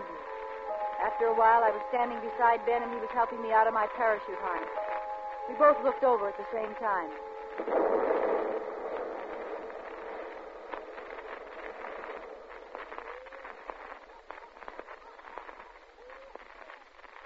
So long, Duke. Ben, do you think we should have strapped a chute on him in case there's... I left the fuel lines wide open. When they find that plane, there won't be anything left. Come on, Evie. We got things to do.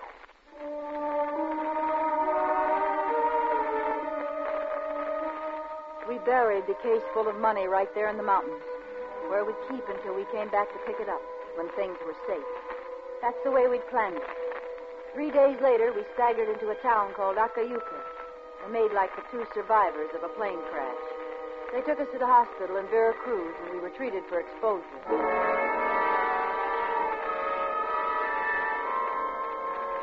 Sure, there were questions, all sorts, from the Mexican police, insurance investigators, agents, the whole bunch. But they were questions we could answer. We've been rehearsing them for a year. When did you know the plane was having mechanical trouble, Miss Webster? When Mr. Tabor came back from the pilot's cabin and told me to buckle on my suit. And you, Tabor? I was sleeping. Stu woke me up, told me the oil line was dry. You had to jump. And you did jump? Yeah. Miss Webster went first. I followed. But the pilot didn't jump. Why? I have no idea. You got a parachute? Huh? There were 6 weeks aboard it. Were either one of you aware of the cargo? What cargo? The company payroll was on the plane. Mister, I'm only a co-pilot. They don't tell me those things. Did you know, Miss Webster? No. How would I know? The company was just sending me on my vacation. To understand, I represent the bonding company. We're hoping to locate the wreckage and recover some of that payroll.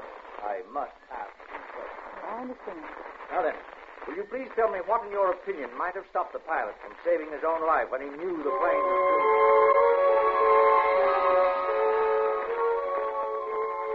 We played it as straight and as dumb as we could. The more questions they asked, the more innocent we looked.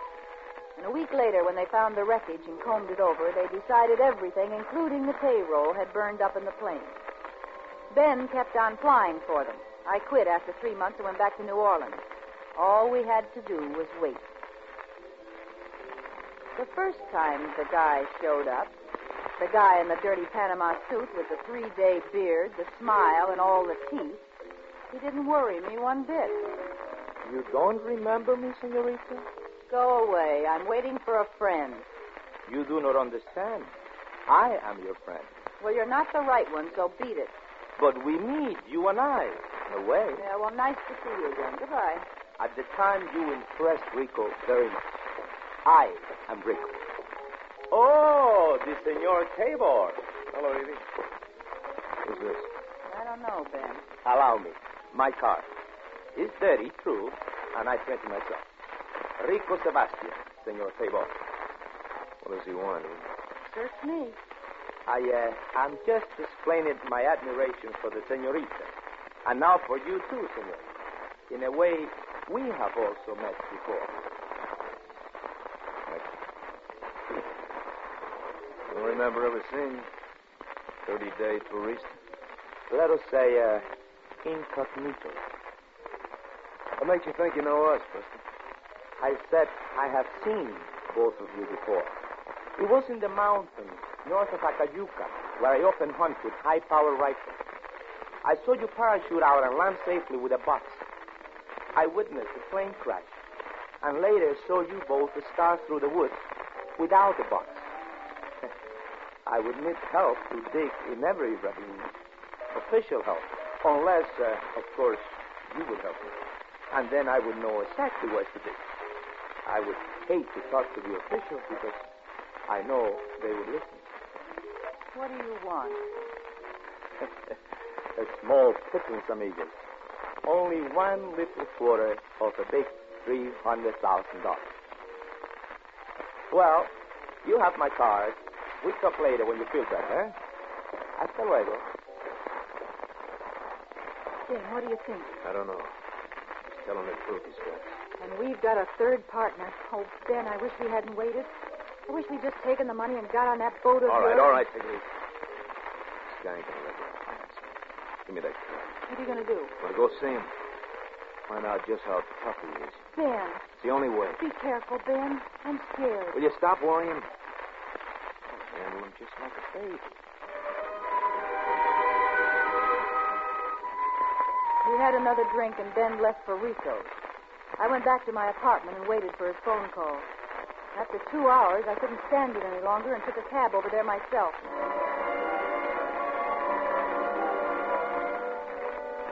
It was in the French Quarter, a dull gray place with lots of iron grill work out front. A man in a black hat and trench coat answered the door.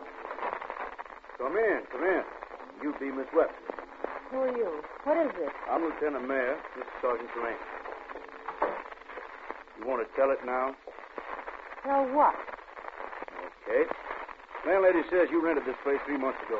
Why, she's a liar. I Where never... you meet Ben Tabor when he comes in from trips? What? You know Ben Tabor. Wallet says he's a professional pilot. You were in a crash with him a few months ago. Show it, Sergeant. Ben! You put those bullet holes in him? Oh, Ben! He wasn't shot here. Who helped you move him? No, it's a trick. Rico planned this. He's saying Rico? that... Who's Rico? Rico's the... The man that helped you move the body here? Who is he? I won't say anything. I won't say a word until I see a lawyer.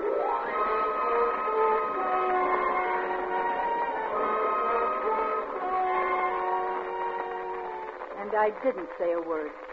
Ben was dead. There was nothing I could do about that. Of course, Rico had killed him. Had been planning to kill him all the time. I was sitting in my cell the next day when I had a visitor. Hey, good morning, senorita. You. See, you're in trouble. Rick was here to help. You did not think I would leave town when my friend is in trouble. You killed Ben last night. I only meant to kill him slightly. Sarge! Quiet, please. You have not thought. I'm going to turn you in so fast. Quiet now, think. Ben Tabor is dead. It is unfortunate, but I had to kill him. And your position is very perilous. The police are highly suspicious of you. They are talking of a falling out among thieves, recalling the plane incident and the payroll, which might not have burned. And you helped things along by renting a place under my name and taking Ben there after you killed him. It was just a small trick. Now I have a big one. An alibi for you. What alibi? I have many friends who will testify you spent last evening with me. Until I get out, you get nothing. There is going to be a coroner's inquest this morning. They cannot indict if we come to terms. How much? 1/4 of $300,000 for the trouble, 1/4 for the alibi. Half. I can see by your eyes that this is agreeable.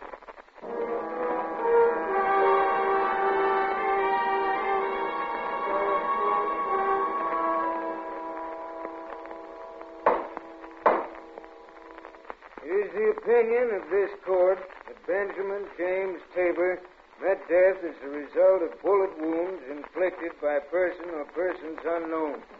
This coroner's jury is convinced that the material suspect, one Evie Webster, shall be released on the suspicion of murder charges previously made.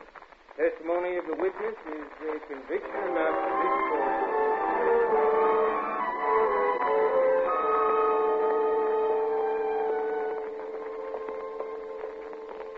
Oh, senorita, you're free now, eh?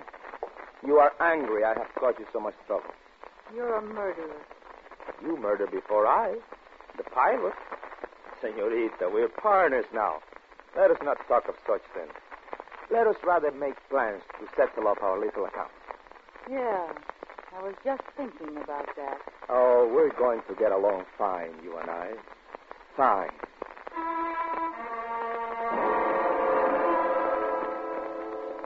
Rico played his cards pretty well, but there were some things he hadn't planned on.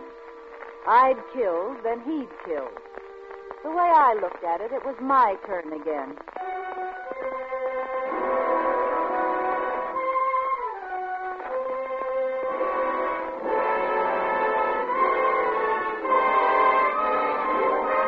Autolite is bringing you Lucille Ball and Desi Arnaz in Early to Death.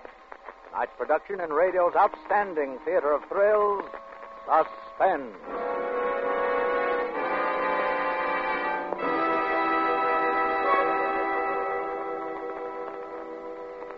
Say, Hap, how important is the electricity to the running of your car? Well, let's see. When I step on the starter, I use electricity. When my radio, when I use my lights, electric windshield wipers, and heater. When I light a cigarette, hey, Harlow, I guess electricity is as important as gasoline. Right you are, Hap, and all the electricity used is produced and stored right under the hood of your car. And Autolite designs and builds complete electrical systems used as original factory equipment on many of our finest cars. You mean Autolite makes the starting motor, distributor, generator, and all the other electrical units? That's it, Hap. In an Autolite-equipped car, all the electrical units and all their thousands of component parts are related by Autolite engineering design and manufacturing skill that give the smoothest performance money can buy. That's winning teamwork. Yeah, Harlow? Right, Hap. That's why it's just good business to treat your car's electrical system to a checkup now and then. By your nearest authorized Autolite service station, or by the dealer who sells your make of car. In either case, or at the garage or repair shop, where you see the Autolite original factory parts sign, you can be sure of getting Autolite original factory parts in case replacements are needed. So remember, you're always right with Autolite. And now Autolite brings back to our Hollywood soundstage Jesse Arnez and Lucille Ball in Elliot Lewis's production of Early to Death, a tale well calculated to keep you in suspense.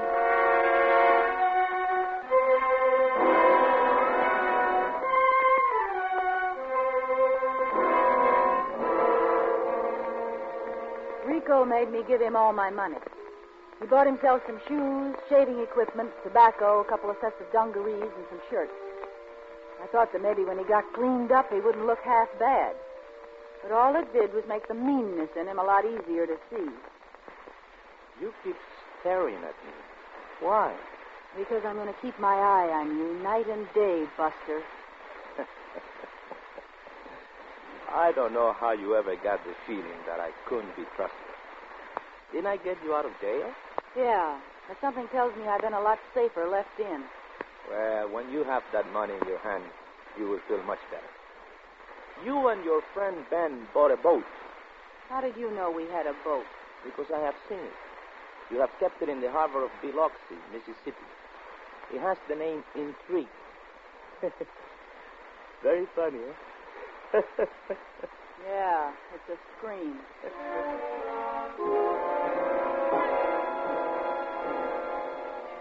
We took the train down to Biloxi, and in 2 days he had the Intrigue ready to move.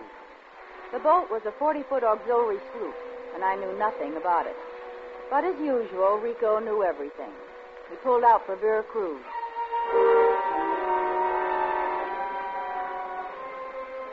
And then I knew what I had to do. When we hit port, I was going to take off and feed him to that money. I knew I could get to it before he could. And then I'd go right through the other side of the mountains, and he'd never find me again. It was night when we pulled into Veracruz. We tied up, and he decided we'd bunk in until morning. I waited until I thought he was asleep. Then I walked quietly over to him and hit him with a piece of 2x4. He never moved. 4 hours later, I hired a car and drove to Acayuca. It was early morning when I got to the only hotel, a small, beat-up plaster building. When I asked for a room, I got a shock. Si, Senorita Webster. We have been expecting you. A room is ready. Expecting me? You were expecting me? Si, Senorita. Come this way, please. He moved down the corridor, and I followed. We reached a door. He swung it open, bowed, and walked away. I couldn't believe it, but I knew what I was going to find even before I saw it. Do you like the room? Rico, You do not know what to say, huh? No. Well, I do. Rico! The next time you try something like that, I take care of you quick. You might have killed me. It could all have been so easy. But you had to make it hard. You're going to take all the money. That's what you want. You're a bad judge of character. You think I am the kind of man who might kill you once you show me exactly where the payroll is buried. Did you ever think I might kill you for not showing me?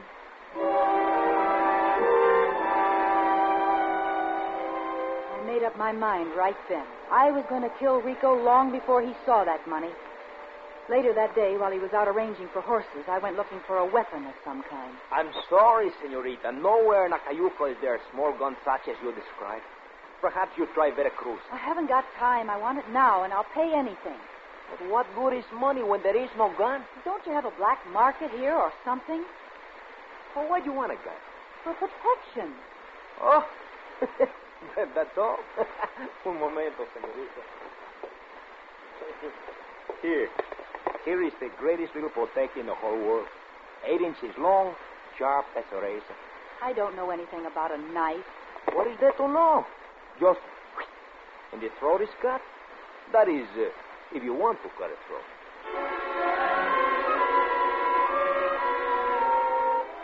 I strapped the knife to my leg under my Levi's and went to the hotel to wait for Rico. He came back late in the afternoon with horses and supplies. A group of peons watched us go. And I knew they thought we were both crazy heading into those hot brown hills. We went about 12 miles the first day and made camp. I was so nervous I couldn't eat or sleep. I was afraid to take my eyes off Rico. We made a fire and put our bedrolls on opposite sides, and I lay there half the night watching the flames slowly die out. Rico's eyes were shut. He was breathing regularly. I took the knife out and walked over to him. His head was back and his throat was completely uncovered. I started the knife downward. No. That is far enough with the knife. Let go of me. Isn't one murder enough?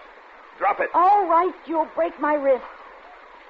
Why do you keep doing these things all the time? I have told you what a nice guy I am, and you do not believe me. I have to sleep with one eye open. You... No tears. Oh, you're only doing what you think is best. But golly, I better be careful of you, eh?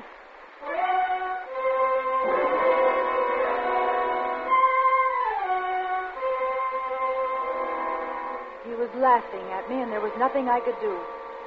For the next 3 days and nights, I didn't sleep a minute. We rode deeper and deeper into the hills. I never felt so alone and helpless in my life. I didn't speak to him, and he didn't speak to me.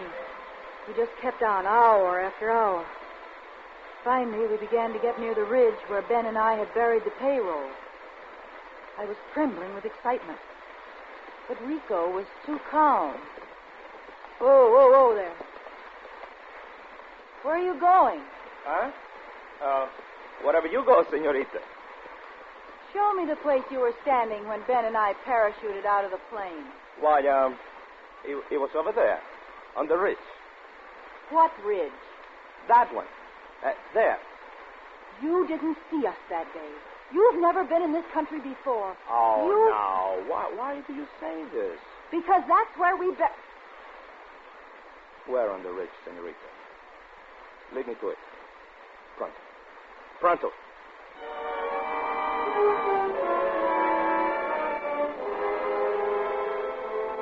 And he had me again. It was a trick. The whole thing, and Ben and I had fallen for it.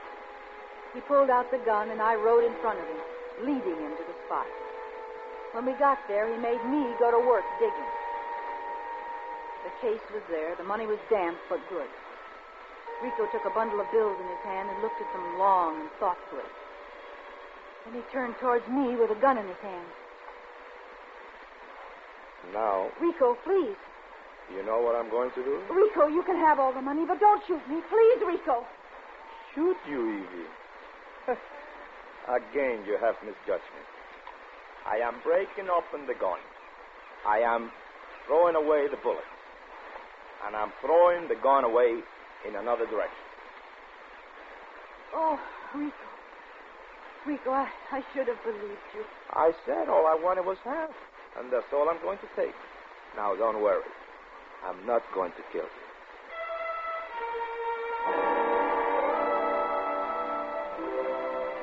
It was like being born again. I tasted food for the first time in days. I even talked to Rico like I talked to any human being. We put the money in the saddlebags and started through the mountains toward Mexico City. Rico said people might recognize the serial numbers on the bills, and we had to be careful how we unloaded it. He sold the horses in the first village and took a plane into Mexico City. I stayed at the hotel while Rico went out to do the bargaining. He said it would take 2 or 3 days. We bought some new clothes, and the first night we went dinner dancing. And I suddenly got an idea. You're looking at me in a different way, Evie. That's true, Rico. I know you now. What you're really like. And the more I know you, the better I like you. Ben Tabor like you, too. But poor Ben is dead. Why the laugh? I'm not for you, Evie. How do you know? You haven't really seen my best side yet. I am just a wharf rat. Soldier of fortune. So who am I? Do you think I came out of a girls' school yesterday? No, but we're from different worlds. Rico, see if this brings the worlds any closer. Well, You do like me, don't you? yes. The kiss was nice. But I have a feeling about this thing. What feeling? That you're only trying to get my half of the money back.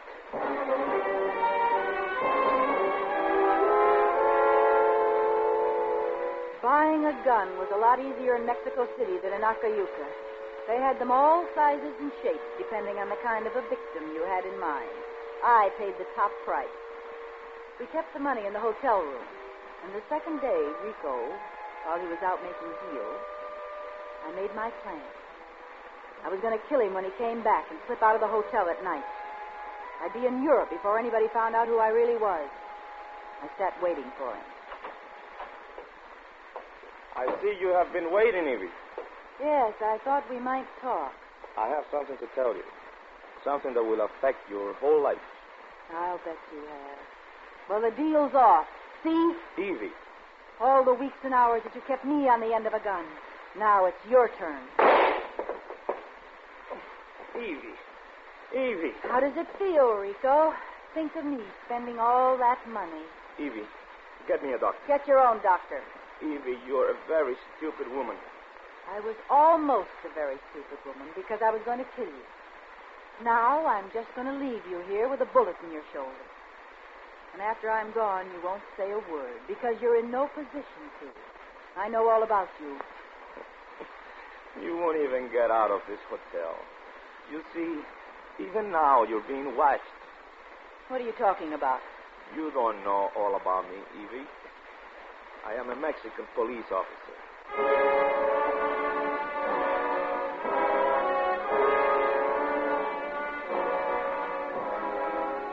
As it turned out, he was. He had killed Ben Tabor in self-defense, and that's why the American police had let me go. He had led me right to Mexico City, where he had jurisdiction. And he wasn't unloading the money on the black market. He was verifying serial numbers. I should have killed him then, but I didn't. Rico was right. One murder was enough.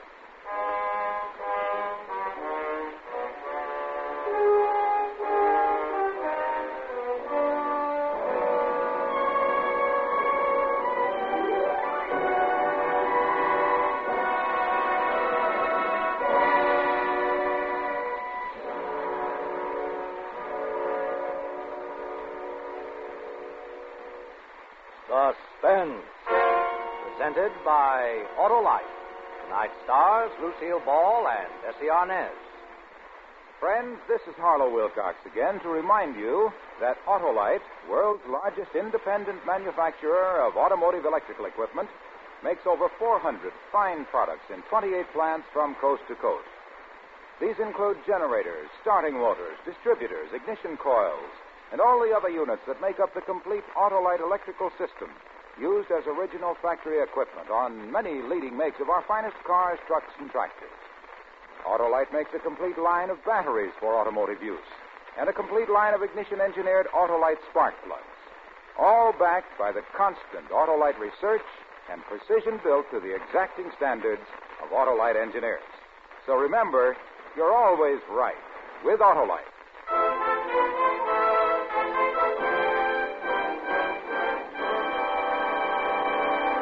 Next week on Suspense, our star will be Mr. James Stewart in The Rescue. And in weeks to come, you will hear such famous stars as Ann Baxter, Rosalind Russell, and Charles Boyer, all on Suspense.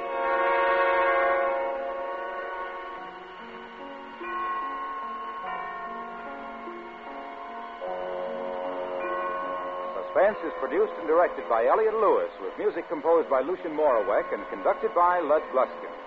Early to Death was written for Suspense by E. Jack Newman and John Michael Hayes. Tonight's cast included Jack Crucian, Anthony Barrett, Tom Holland, and Joseph Kearns. Desi Arnaz may be heard on his own program, Your Tropical Trip, on this same network. And remember, next week on Suspense, Mr. James Stewart as a man who tries to save a girl's life. A tale we call The Rescue.